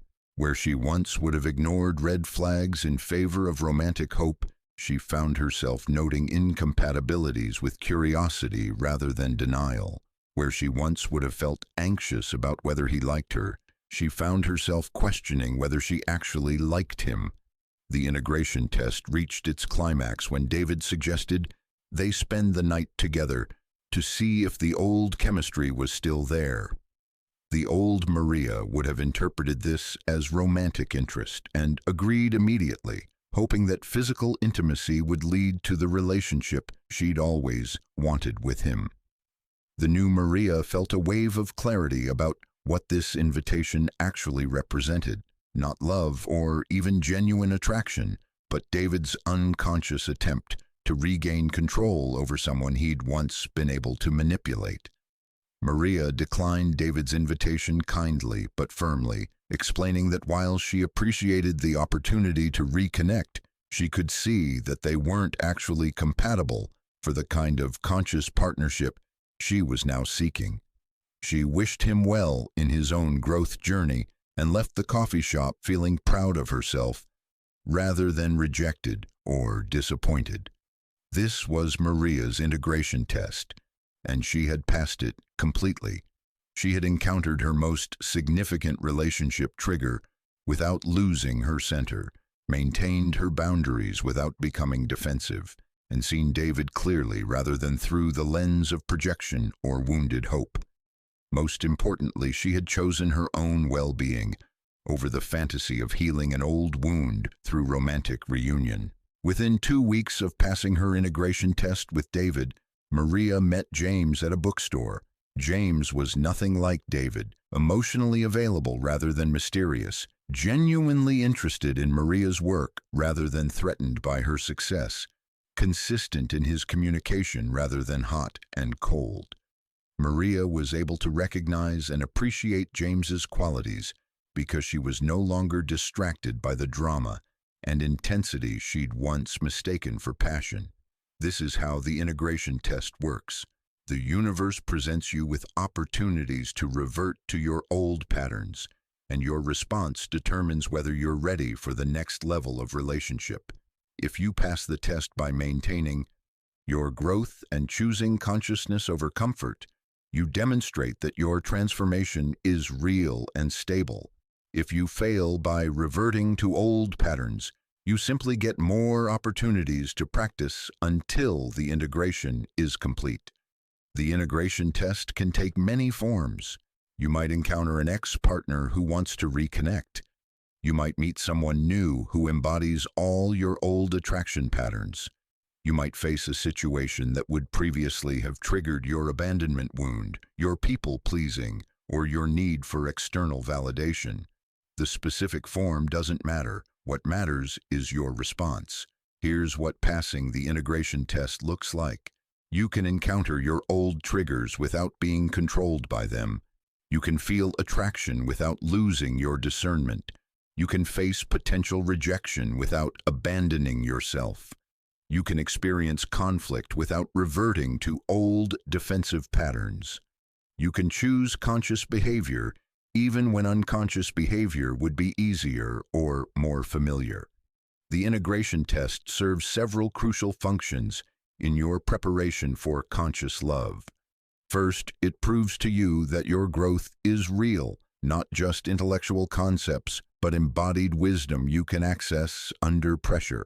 Second, it clears away any remaining attachment to old patterns or past relationships, making you fully available for new love.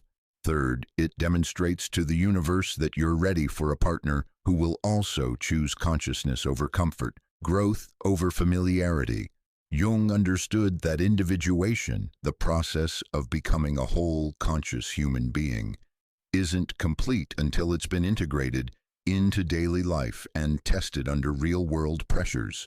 The integration test ensures that your transformation isn't just a mental concept, but a lived reality that will serve you in actual relationship with another conscious human being. Right now, you might be facing your own integration test.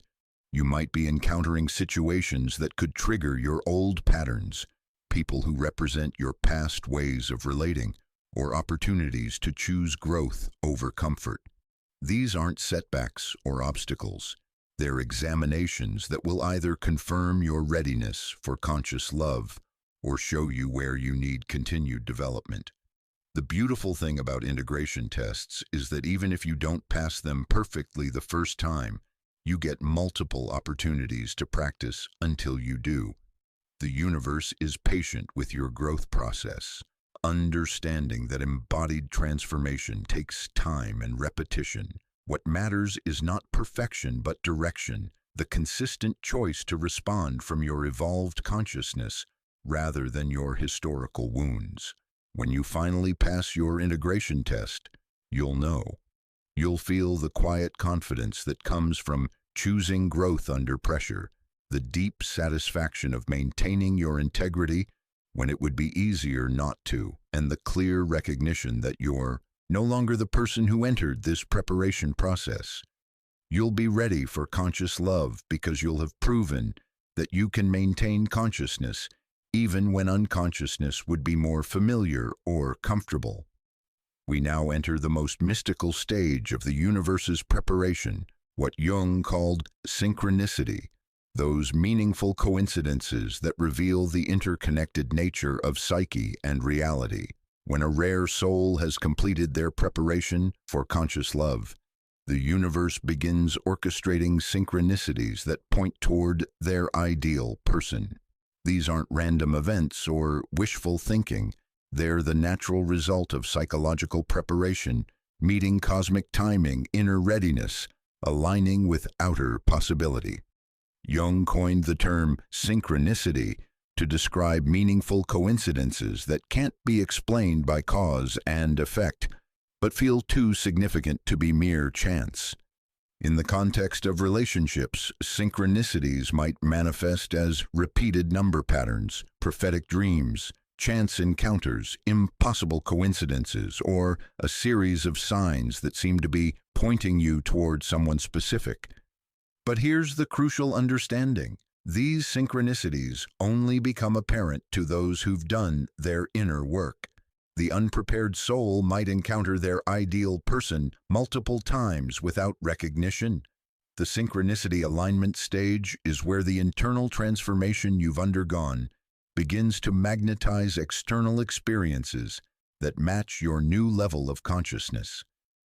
It's as if the universe has been waiting for you to become someone capable of recognizing and receiving conscious love, and now it begins orchestrating the circumstances that will bring you together with someone equally prepared. Let me share Elena's synchronicity story, which beautifully illustrates how the universe conspires to bring prepared souls together. Elena had completed 5 years of intensive individuation work, shadow integration, anima development, worthiness recalibration, projection withdrawal, and successful integration tests. She had genuinely reached a place of wholeness within herself, creating a fulfilling life as an artist and art therapist, while remaining open to conscious partnership without desperately needing it. The synchronicities began subtly. Elena started noticing the number 47 everywhere, on license plates, receipts, clocks when she happened to look up, page numbers in books that fell open randomly. At first, she dismissed these as coincidental, but their frequency became impossible to ignore. She began documenting these occurrences and discovered they appeared most often when she was feeling particularly aligned with her authentic self and purpose. Then the dreams began. Elena started having vivid dreams about a man she'd never met, tall, with kind eyes and artistic hands, always appearing in contexts related to books, libraries, or learning. In these dreams, they would have profound conversations about creativity, consciousness, and the nature of love. She would wake feeling like she'd spent time with someone she'd known forever, even though his face was unfamiliar. The synchronicities intensified when Elena decided to take a weekend workshop on Jungian dream analysis, something she'd been called to study but had never pursued. The workshop was in a city 2 hours away, requiring her to step out of her comfort zone and travel alone to learn from people she'd never met. The old Elena might have talked herself out of such an adventure, but her individuation work had cultivated courage and curiosity about following authentic callings. At the workshop, Elena was assigned to a small discussion group, and when she walked into the room, she froze.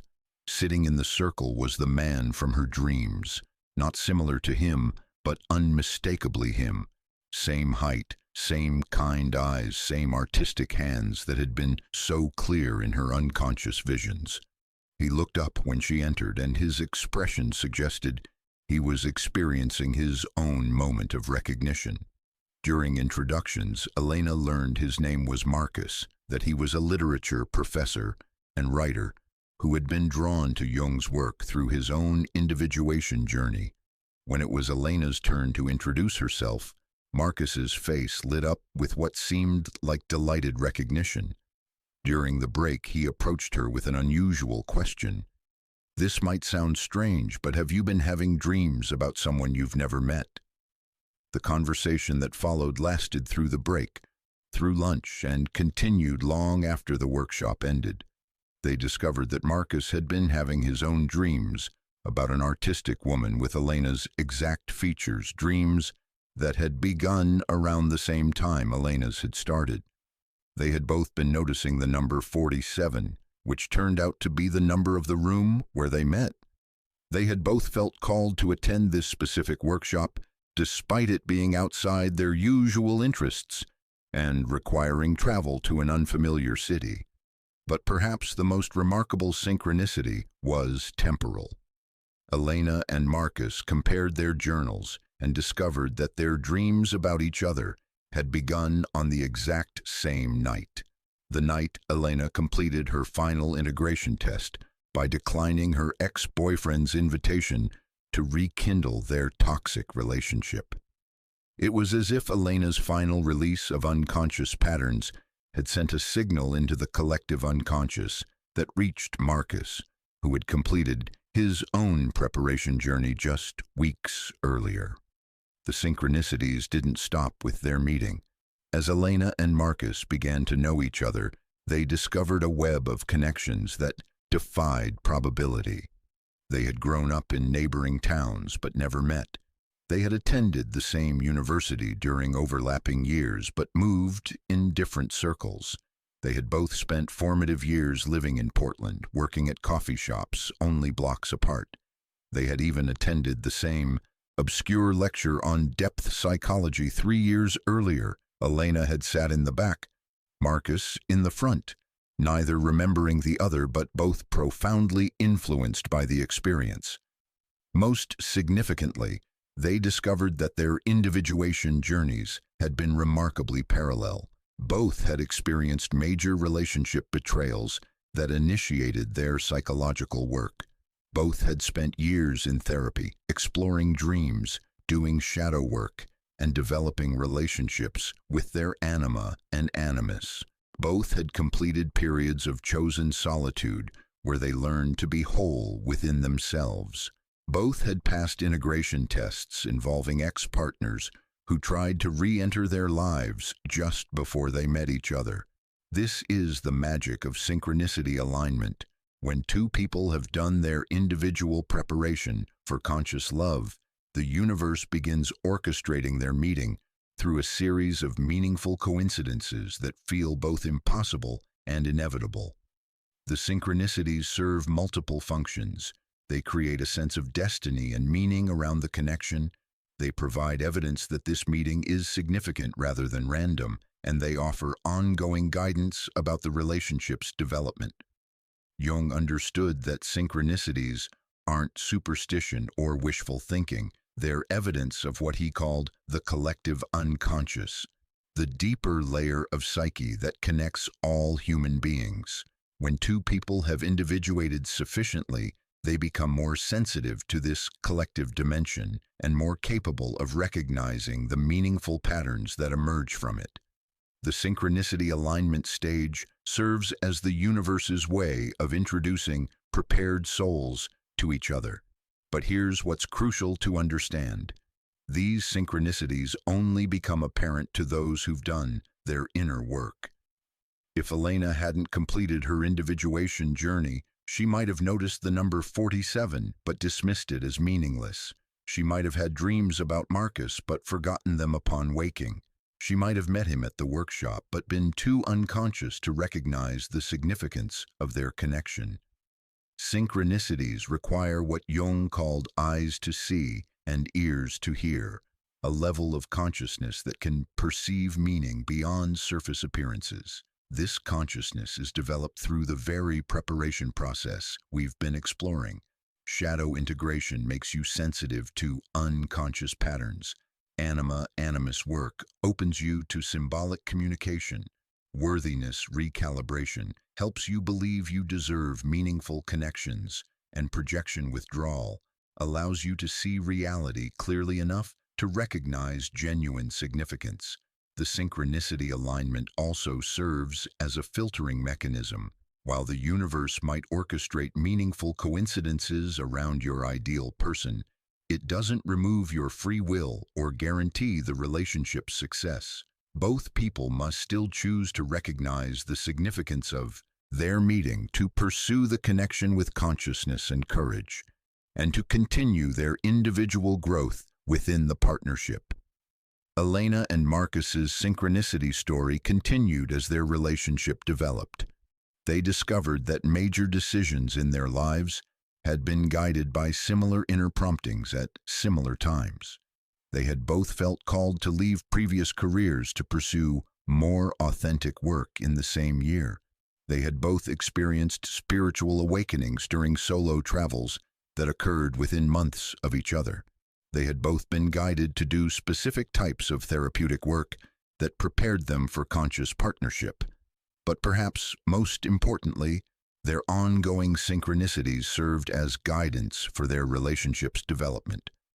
When they faced their first major disagreement, they both received clear dreams about the importance of honest communication. When Marcus felt scared about the depth of their connection, Elena found a book that perfectly addressed his fears left behind by a stranger on a park bench. When Elena questioned whether they were moving too slowly, she encountered the number 47 repeatedly during a week when she was supposed to meet Marcus's family, giving her confidence that the timing was right. This is how synchronicities continue to serve conscious couples, not as magical solutions to relationship challenges, but as ongoing guidance from the deeper intelligence that brought them together. The synchronicities remind them that their connection serves not just their individual happiness, but some larger purpose in the evolution of consciousness itself. The synchronicity alignment stage marks the beginning of the end of your preparation journey. When meaningful coincidences begin pointing you toward someone specific, when dreams start offering guidance about connection, when the universe seems to be orchestrating encounters and opportunities, pay attention. These aren't distractions from your spiritual development. They're evidence that your development has prepared you to recognize and receive conscious love. But remember Jung's warning. The privilege of a lifetime is to become who you truly are. Synchronicities around relationships are only meaningful if they're pointing you towards someone who appreciates your authentic self rather than your persona, someone who supports your continued individuation rather than seeking to possess or control you, someone who has done their own inner work rather than expecting you to complete them. Right now, you might be experiencing your own synchronicity alignment. You might be noticing repeated numbers, having dreams about unknown people, feeling drawn to places or activities that seem meaningful beyond explanation, or encountering impossible coincidences that feel like guidance. If so, pay attention with discernment. Ask yourself, are these synchronicities pointing me toward someone who would appreciate my authentic self? Are they encouraging my continued growth or suggesting I abandon it for relationship? Are they coming from a place of wholeness or desperation in my psyche? The universe's synchronicities are always in service of your highest development. They will never guide you toward someone who would diminish your growth or ask you to abandon your authentic nature. When the synchronicities are genuinely meaningful, when they're coming from the collective unconscious rather than personal wishful thinking, they will point you toward someone whose presence enhances your individuation journey rather than derailing it. The synchronicity alignment is the universe's gift to those who've done their preparation work. It's the cosmic conspiracy that brings together souls who are ready for conscious love, who can recognize each other across the noise of an unconscious world, who can create relationships that serve not just their personal happiness, but the evolution of human consciousness itself. Finally, we arrive at the culmination of everything the universe has been preparing you for. The recognition moment when the prepared rare soul meets their ideal person. This isn't the lightning bolt of projection-based attraction that most people mistake for love at first sight. This isn't the desperate relief of finding someone who might finally complete your emptiness. This is something far more profound and sustainable. The recognition of psychological compatibility, growth orientation, and authentic resonance between two individuated beings. Jung described this as meeting your prepared self in another form, recognizing in another person the same level of consciousness, commitment to growth, and capacity for authentic love that you've developed within yourself. The recognition isn't based on fantasy fulfillment or wound healing, but on the deeper knowing that this person can walk beside you on the path of continued individuation while creating the kind of conscious partnership that enhances both people's journey toward wholeness. The prepared, rare soul recognizes their ideal person not through the drama of triggering or the excitement of projection, but through a sense of homecoming that feels both familiar and mysterious. Familiar because you recognize your own consciousness level reflected back. Mysterious because you're meeting someone who can still surprise and challenge you to grow. This recognition often happens quietly, without fanfare, in moments of authentic interaction rather than manufactured romance. Let me tell you David's recognition story, which perfectly illustrates how conscious souls identify each other. David had completed 7 years of intensive individuation work.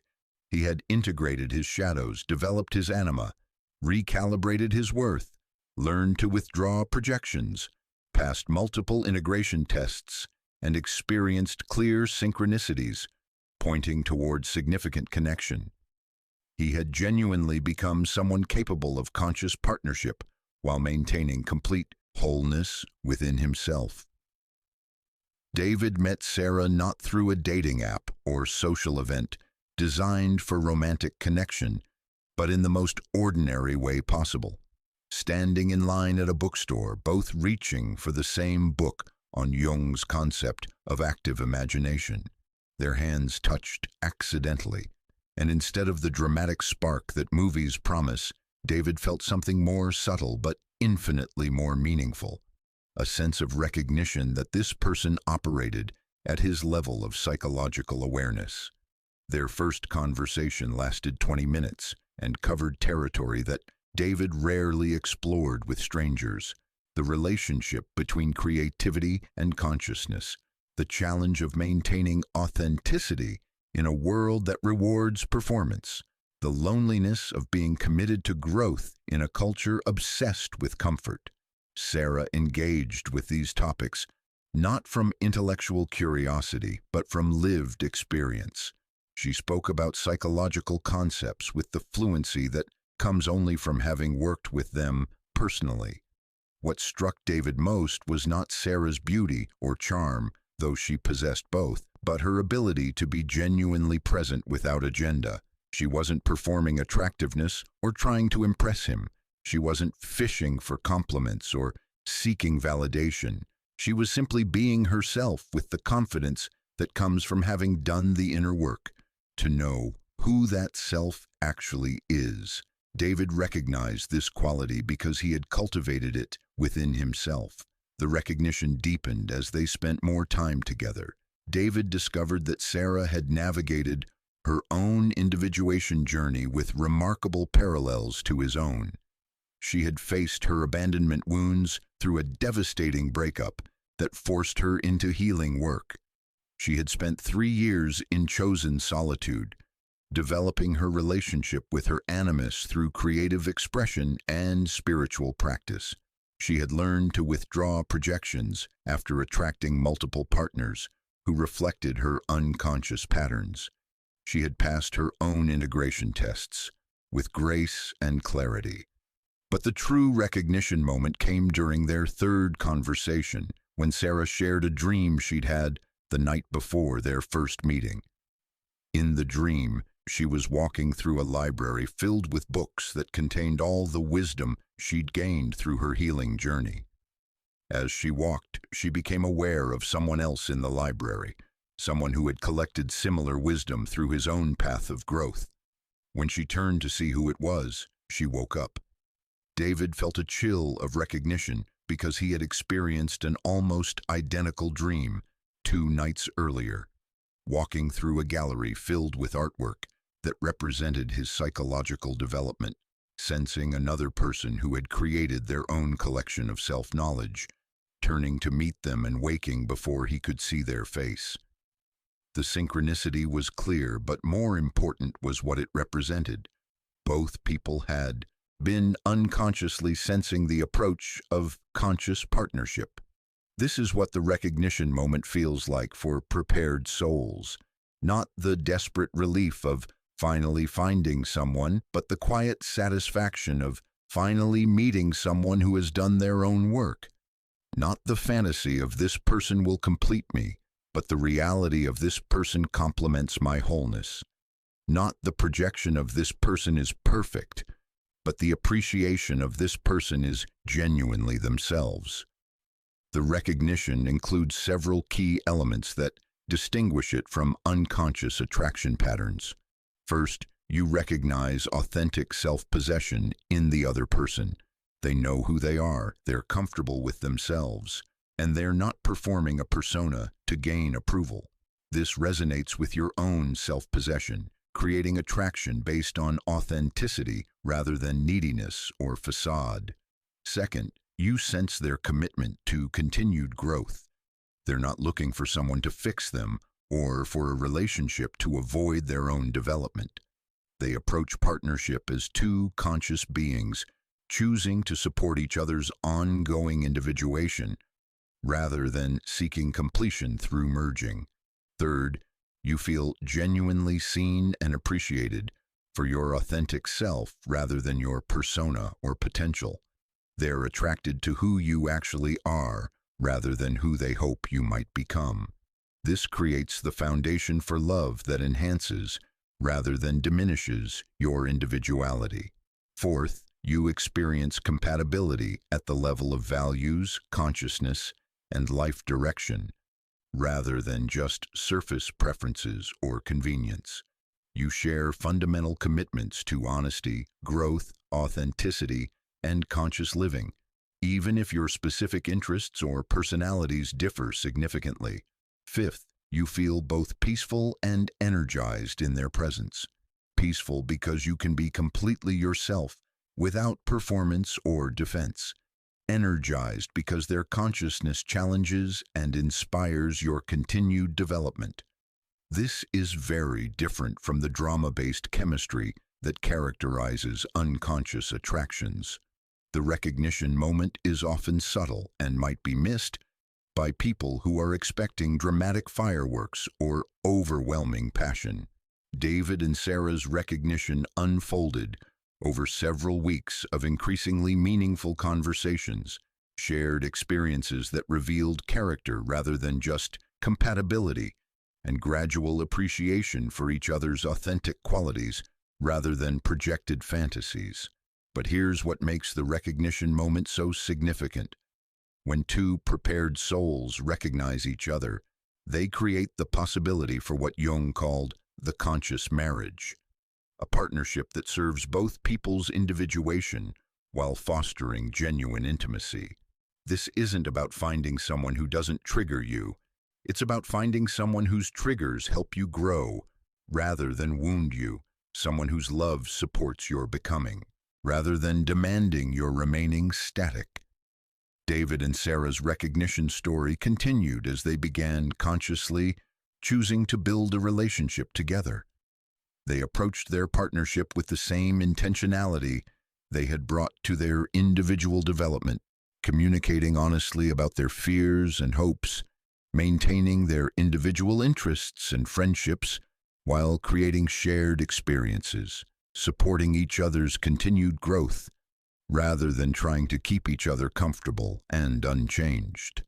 The recognition moment is both an ending and a beginning.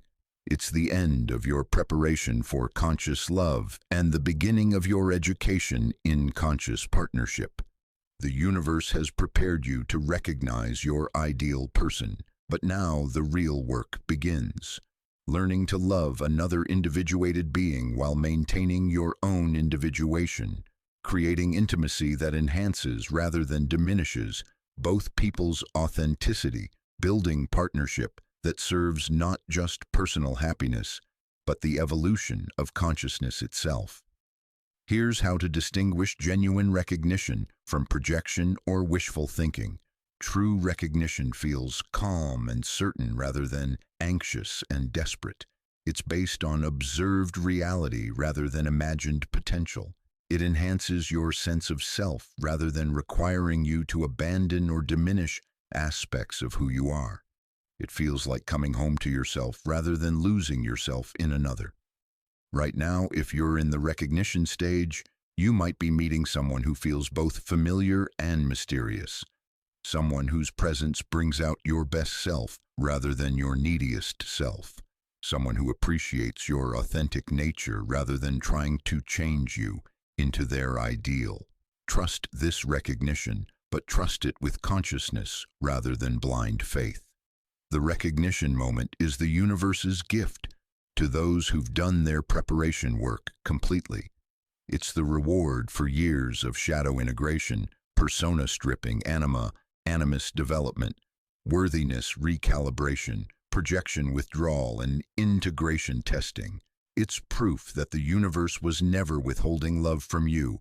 It was preparing you to recognize and receive conscious love when you encountered it.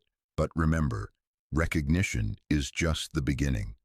Conscious partnership requires ongoing commitment to individual growth, honest communication, mutual respect, and the understanding that love is not a feeling to be maintained, but a choice to be made daily in service of both people's highest development. The recognition moment marks not the end of your journey, but the beginning of a new and even more challenging phase, learning to create conscious partnership with another individuated being. Jung understood that meeting your ideal person is actually where the real work begins, where all your preparation gets tested in the crucible of daily intimacy with someone who can see your authentic self, including the parts you're still integrating. Conscious partnership is fundamentally different from the unconscious relationships that most people create. Instead of seeking completion through another person, you're sharing wholeness with another whole person. Instead of trying to heal your wounds through your partner's love, you're supporting each other's continued individuation.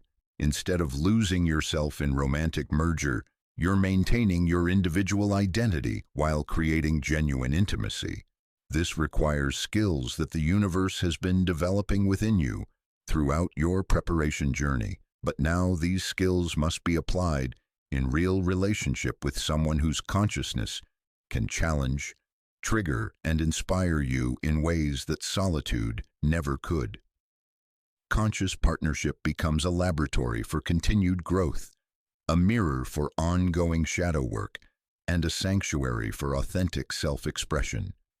Let me share Marcus and Elena's conscious partnership story, which illustrates how two prepared souls navigate the challenges and opportunities of loving consciously. When Marcus and Elena recognized each other through their synchronicity alignment, they understood that their meeting was significant, but they also knew that significance doesn't guarantee success. They would need to choose consciousness repeatedly as they learned to be individuals in relationship rather than halves seeking wholeness. Their first challenge came within weeks of deciding to build a relationship together. Elena, despite all her individuation work, still carried subtle patterns from her childhood that made her anxious when Marcus needed time alone. Her healing had transformed her desperate clinging into mature independence, but traces of abandonment fear remained. When Marcus mentioned wanting to spend a weekend on a solo hiking trip, Elena felt her old abandonment wounds activating. In an unconscious relationship, this moment would have led to drama, manipulation, or suppression of authentic needs. Elena might have guilted Marcus into staying, or Marcus might have abandoned his need for solitude to avoid Elena's discomfort. Instead, they approached this trigger as an opportunity for conscious communication and mutual growth. Elena shared her feelings honestly, not as accusations against Marcus, but as information about her own internal experience. She explained that while she rationally understood his need for solitude, her abandonment wound was interpreting his departure as potential rejection. She took responsibility for her trigger while asking for reassurance that his solitude was about his needs rather than dissatisfaction with their relationship. Marcus received Elena's vulnerability with compassion rather than defensiveness. He understood that her trigger wasn't really about him, but about her own healing journey, and he shared his own experience of needing solitude to maintain his individual identity within their partnership. He offered genuine reassurance about his commitment while maintaining his boundary around alone time. Most importantly, he helped Elena see that his need for space was actually a sign of relationship health rather than relationship threat. This conscious approach to their first conflict set the pattern for their ongoing partnership. Instead of avoiding triggers, they used them as information about each other's continued growth edges.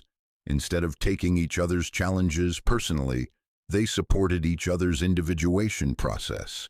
Instead of trying to eliminate all conflict, they learned to have conflicts that brought them closer, rather than driving them apart. Conscious partnership requires what Jung called holding the tension of the opposites, being able to maintain your individual identity while creating genuine intimacy, supporting your partner's growth even when it's inconvenient for you, loving someone's authentic self, including the parts that trigger your own growth edges. This creates relationships that enhance both people rather than diminishing either person. Marcus and Elena's partnership continued to evolve as they faced various challenges that tested their commitment to consciousness. When Elena's career began taking off in ways that triggered Marcus's own insecurities about success, they used this challenge as an opportunity to explore Marcus's relationship with achievement and recognition. When Marcus went through a period of depression that triggered Elena's caretaking patterns, they learned to support each other without losing their individual boundaries and responsibilities. The key principles that guided their conscious partnership included: first, individual wholeness remains the foundation of the relationship. Both people continue their personal growth work, maintain their individual interests and friendships, and take responsibility for their own emotional well-being, rather than expecting their partner to provide what they need to develop within themselves. Second, triggers are treated as information and opportunities rather than problems to be avoided. When one person gets triggered, both people become curious about what this reveals about continued growth edges, unconscious patterns, or areas where more integration is needed. Triggers become doorways to deeper intimacy rather than sources of conflict. Third, honest communication is prioritized over comfort or harmony. Both people commit to sharing their authentic feelings, needs, and experiences, even when this creates temporary discomfort.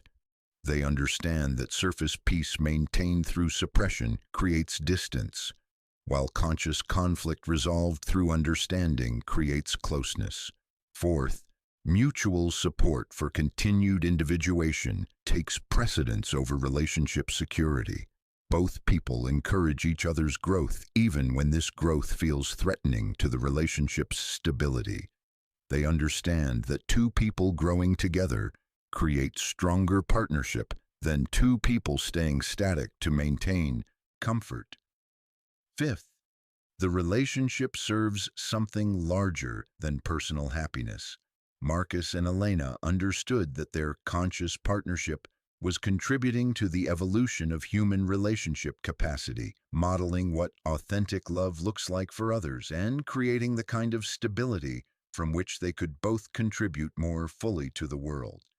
This last principle is crucial because Jung observed that individuation isn't ultimately about personal fulfillment. It's about becoming conscious enough to serve the collective evolution of human awareness. Conscious partnerships become laboratories for developing the kind of love that can heal families, communities, and ultimately the world itself. Marcus and Elena's partnership also served as preparation for the challenges that conscious couples inevitably face. They learned to navigate the differences between healthy interdependence and codependence, between supporting each other's growth and trying to fix each other, between commitment and attachment. between individual needs and relationship needs. They discovered that conscious partnership requires ongoing negotiation rather than one-time agreements. As both people continue growing and changing, the relationship must evolve to accommodate new levels of awareness, different life phases, and emerging aspects of each person's authentic nature. This keeps the relationship alive and dynamic rather than static and predictable. The challenges of conscious partnership are real and significant.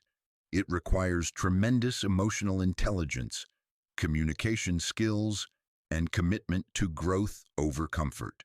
It demands that both people remain dedicated to their individual development while learning to consider another person's needs and feelings. It asks you to love someone's authentic self, including the parts that don't serve your ego or convenience. But the rewards of conscious partnership are equally profound. You get to experience being genuinely known and loved for who you actually are rather than who you pretend to be.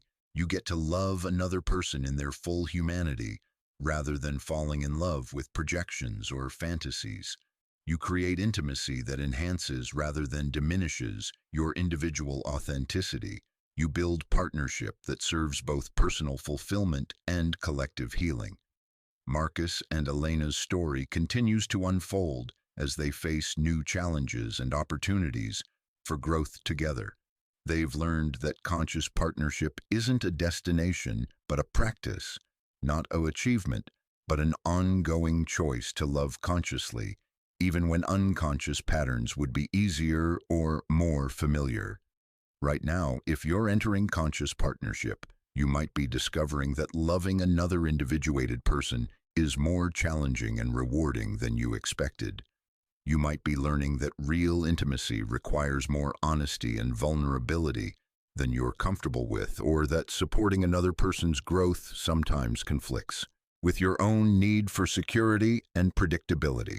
These challenges aren't evidence that you've found the wrong person or that conscious love is too difficult to sustain. They're evidence that you're engaged in the real work of learning to love authentically, to be intimate without losing yourself, to support another person's journey while maintaining commitment to your own.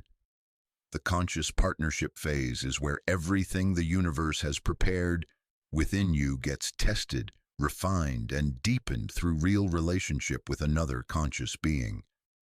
It's where your individuation work transforms from personal development into shared evolution, where your capacity for authentic love gets expressed through daily choice to see, appreciate, and support another soul's journey toward wholeness.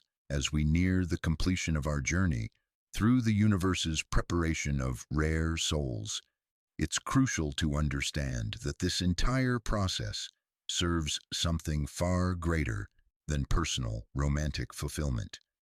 Jung believed that individuals who complete this individuation journey and create conscious partnerships don't just heal their own relationship patterns, they contribute to the evolution of human consciousness itself.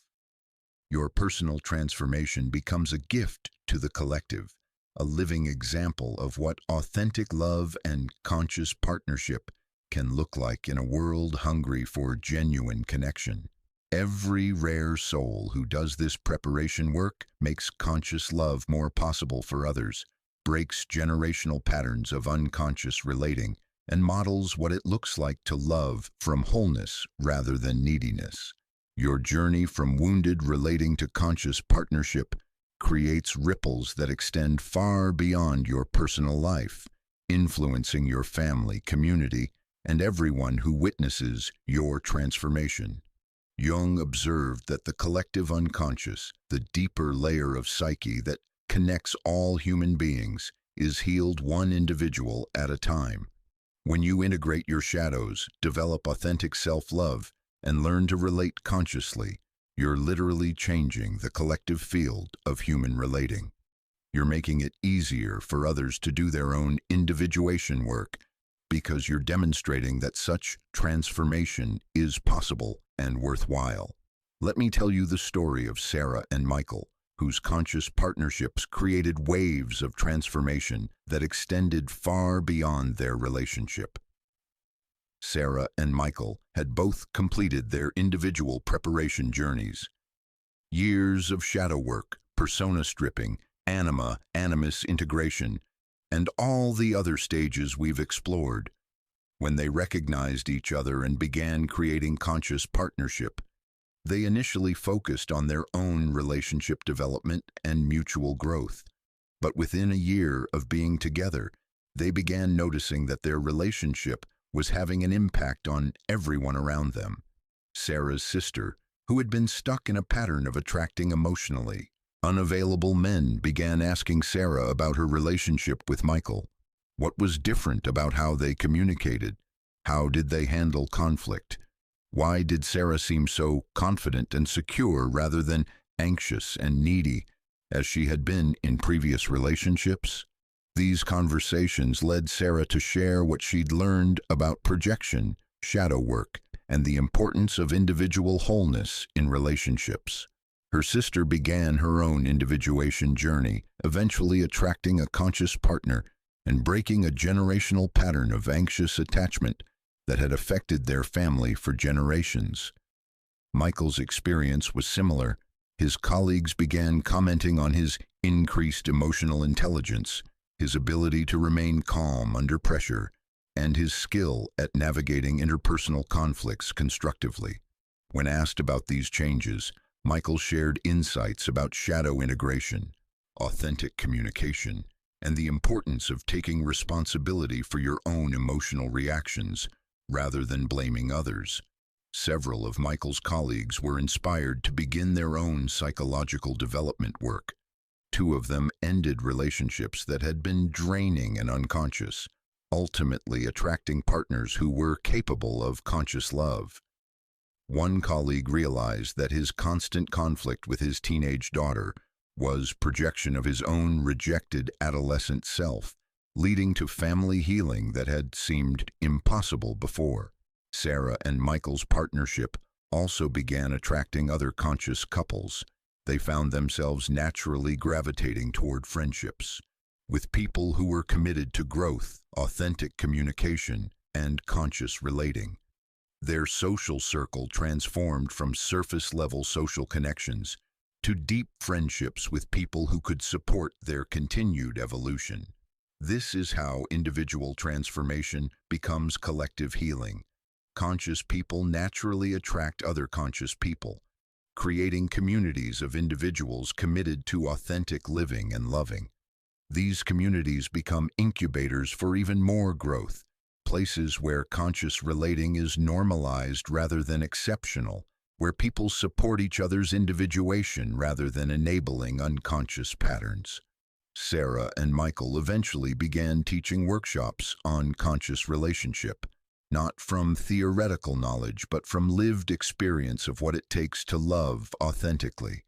Their teaching wasn't about giving advice, but about sharing their own journey and creating space for others to explore their own relationship patterns and growth edges.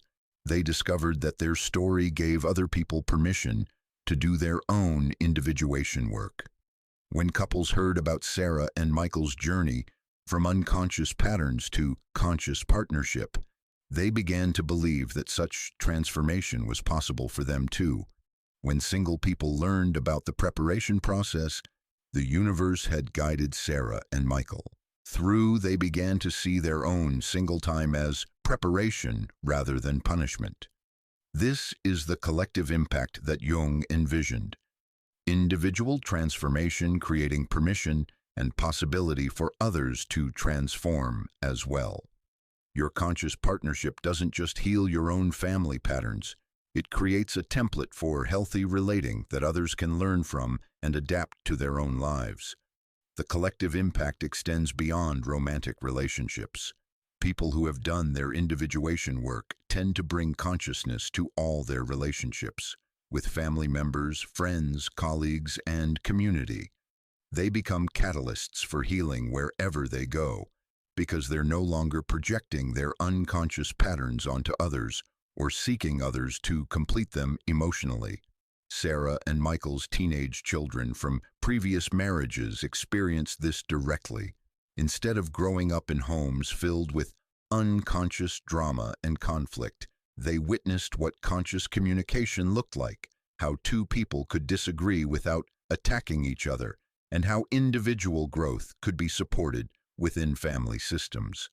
These children are now young adults who approach their own relationships with consciousness tools that most people never learn.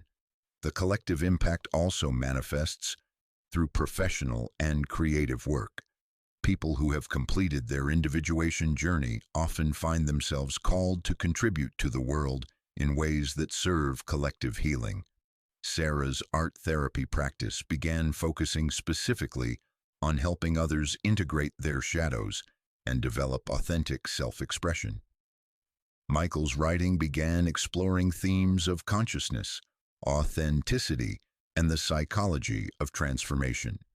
Jung understood that this was the ultimate purpose of individuation, not personal happiness, but the development of consciousness that can serve the collective healing of humanity.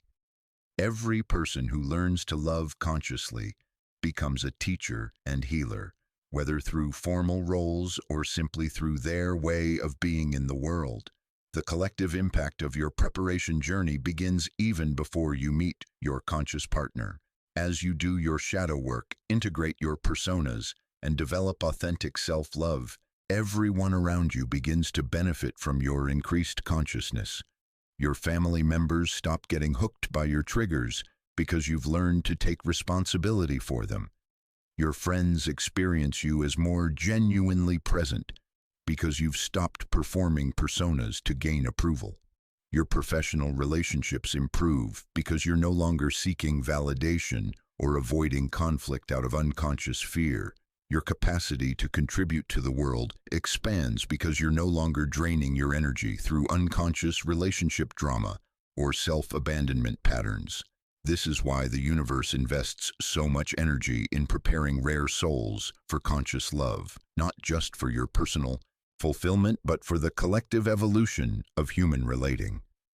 Every person who learns to love consciously makes it easier for others to do the same. Every conscious partnership that models authentic intimacy gives others permission to expect and create such intimacy in their own lives. The collective impact is also intergenerational. Children who grow up witnessing conscious partnership develop very different templates for relationships than children who grow up with unconscious drama, manipulation, or emotional distance. These children are more likely to do their own individuation work, attract conscious partners, and continue the healing that their parents began.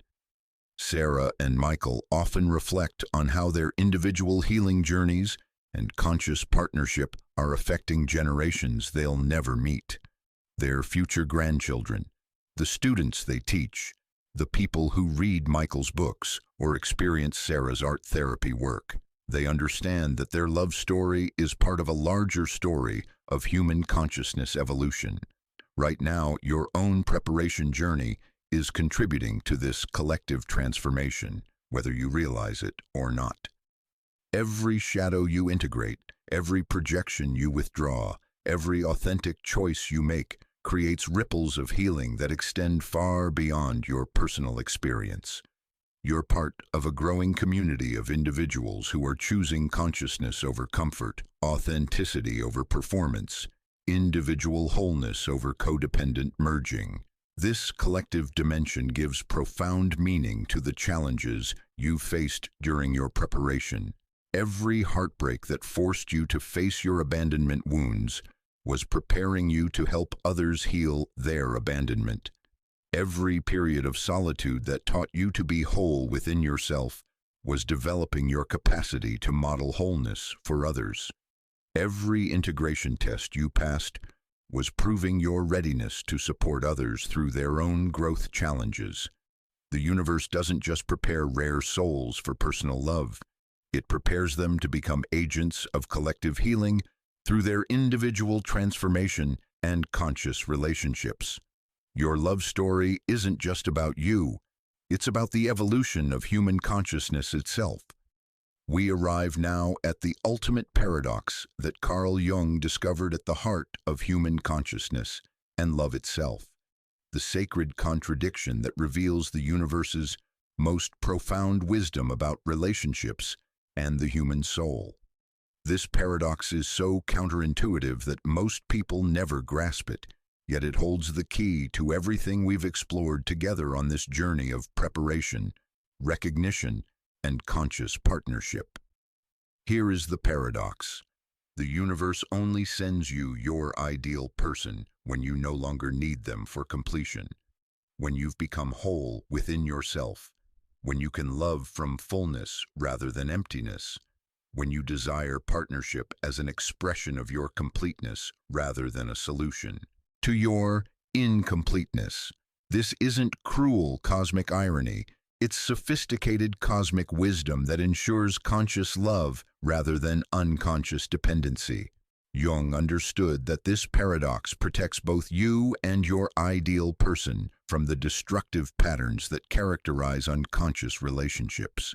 When two people come together from neediness, they inevitably try to use each other to fill internal voids, heal childhood wounds, and complete missing pieces of their identity.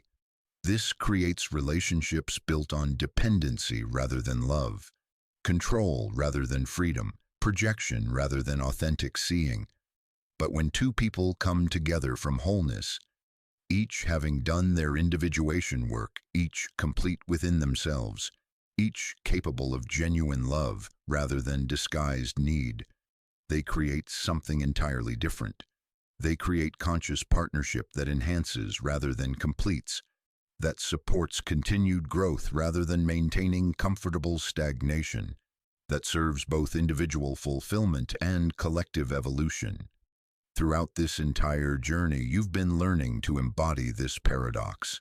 Every stage of the universe's preparation has been designed to make you whole within yourself, so that when you choose partnership, it comes from love rather than fear, from abundance rather than scarcity, from strength rather than weakness. The universe has been teaching you to become someone who doesn't need love to survive, but who can offer love as a gift. Let me share one final story that illustrates this sacred paradox perfectly. Thomas had completed 8 years of the most intensive individuation work imaginable. He had faced his deepest shadows, integrated his abandoned aspects, developed a rich relationship with his animus, recalibrated his worth through meaningful contribution to the world, learned to withdraw all his projections, and passed multiple integration tests with grace and wisdom. By the time Thomas reached his 40th birthday, he had genuinely become what Jung called an individuated being. Someone who knew himself completely, loved himself authentically, and had created a life of profound meaning and fulfillment independent of romantic partnership. He had deep friendships, meaningful work as a therapist, helping others through their own individuation journeys, creative outlets that brought him joy, and a spiritual practice that connected him to purpose larger than himself. Thomas had reached the place that most people fear. He genuinely didn't need romantic partnership to feel complete, fulfilled, or worthy. He wasn't avoiding love or protecting himself from vulnerability. He simply wasn't seeking external validation or completion because he had found both within himself. He was open to conscious partnership if it appeared, but he wasn't actively seeking it because his life was already rich and meaningful. This is precisely when the universe sent him Clara. Thomas met Clara at a meditation retreat, not because he was looking for love, but because he was continuing his spiritual development. Clara wasn't there to meet someone either. She was deepening her own practice after completing her own intensive individuation journey. Neither person was seeking anything from the other. They were both simply being themselves, fully present to their own growth and spiritual exploration. Their recognition happened gradually and without drama. They found themselves naturally gravitating toward each other during discussions, discovering a rare intellectual and spiritual compatibility that felt effortless and enlivening. Their conversations revealed that both had traveled similar paths of psychological development, both understood consciousness work from lived experience, and both had reached the place of wholeness within themselves. What was remarkable about Thomas and Clara's connection was how it enhanced rather than completed each person. Thomas didn't suddenly feel whole because he'd found Clara. He already felt whole, and her presence amplified that wholeness. Clara didn't finally feel complete because she'd met Thomas. She was already complete, and their connection allowed her completeness to flourish even more fully. This is what the sacred paradox creates. Relationships where two whole people choose to share their wholeness, rather than two halves trying to become whole through each other. The love that emerges from this foundation is qualitatively different from need-based attraction. It's generous rather than demanding, supportive rather than controlling, enhancing rather than diminishing.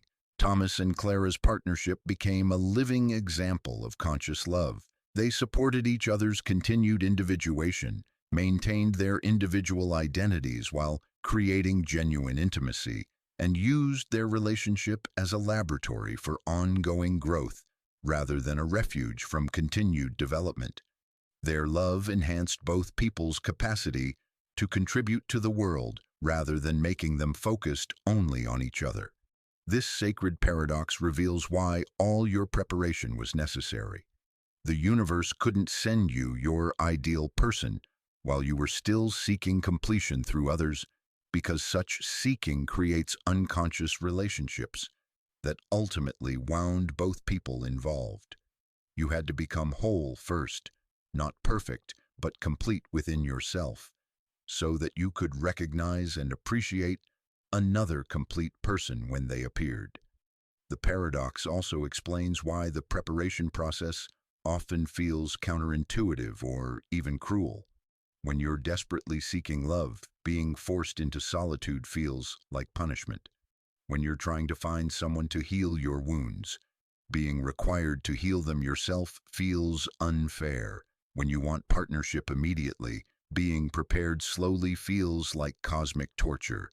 But Jung understood that this preparation isn't cruelty, it's profound love from the universe itself.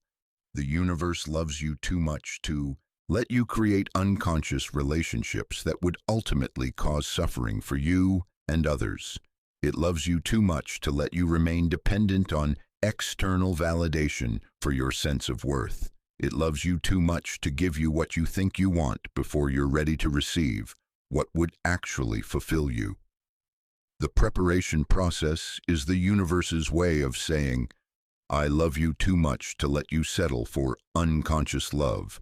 I love you too much to let you remain half of yourself, seeking completion through others. I'm going to make you whole so that when I send you your ideal person, you can love them authentically rather than needing them desperately. This is why Jung called individuation the privilege of a lifetime. Not because it's easy or comfortable, but because it leads to the capacity for authentic love, genuine relationship, and conscious partnership. The privilege isn't just personal fulfillment, it's the ability to love others in ways that enhance rather than diminish them, to create relationships that serve collective healing rather than just personal gratification. As we conclude this journey together, I want you to understand something profound about where you are right now. Whether you're currently in the middle of your preparation, recently recognized your ideal person, or actively creating conscious partnership, you are part of something magnificent. You are part of the evolution of human consciousness itself. Every shadow you've integrated has made it easier for others to face their shadows. Every projection you've withdrawn has helped create a clearer collective field for authentic seeing. Every period of solitude you've embraced has demonstrated that wholeness is possible independently of external relationships. Every conscious choice you've made has contributed to the collective healing of human relating.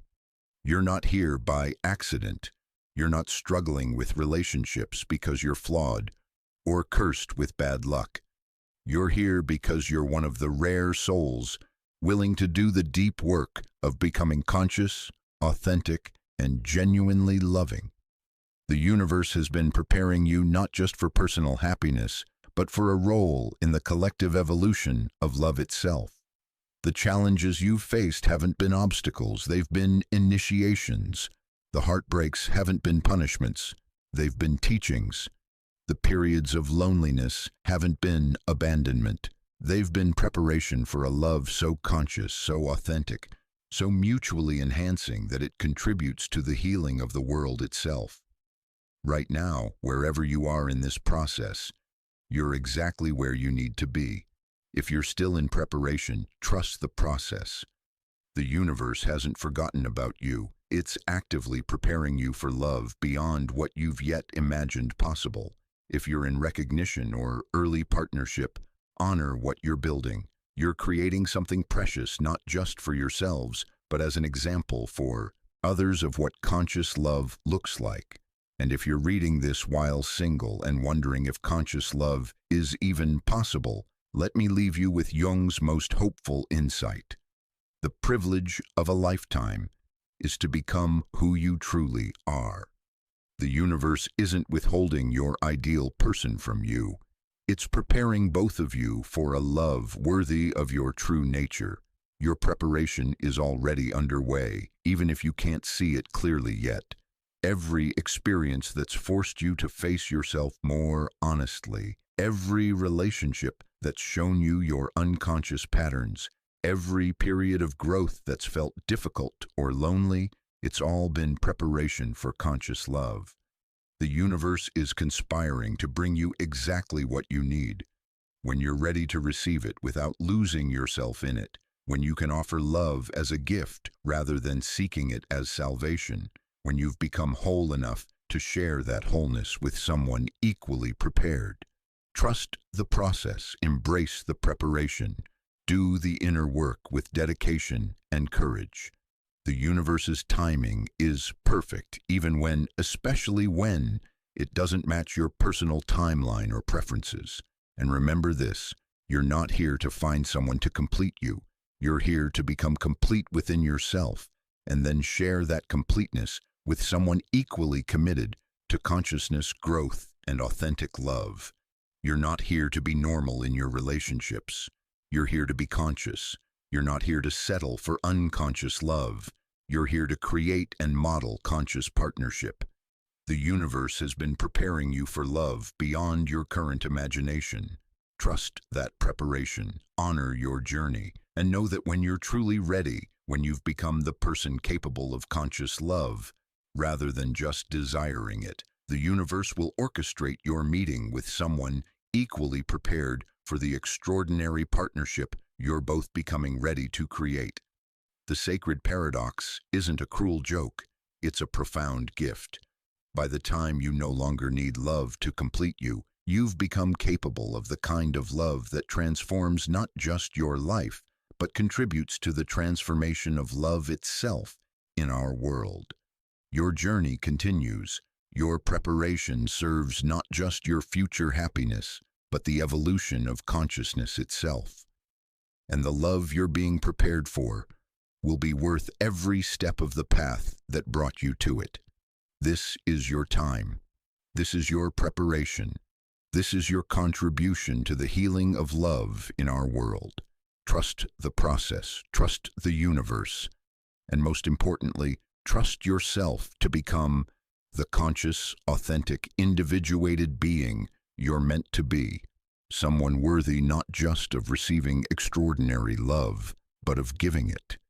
If this journey has resonated with your soul, if you've recognized yourself in these stages of preparation, I want you to know that you're not alone.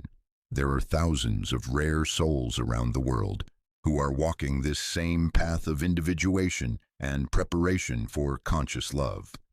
In the comments below, share which stage of preparation you recognize yourself in right now. Are you in the middle of shadow integration, learning to withdraw projections, experiencing the solitude sanctuary, passing integration tests, or perhaps you're already in the recognition phase with someone who feels like home. Your sharing doesn't just help you process your own journey, it creates permission and hope for others who are walking similar paths. Every story shared is a light in the darkness for someone else who's wondering if this level of love is really possible. And remember, the universe hasn't been preparing you for ordinary love. You're being prepared for conscious partnership that will contribute to the healing of love itself in our world. Your journey matters. Your preparation serves not just you, but all of us. Keep going, keep growing, keep trusting the process. The universe is preparing you for love beyond your imagination.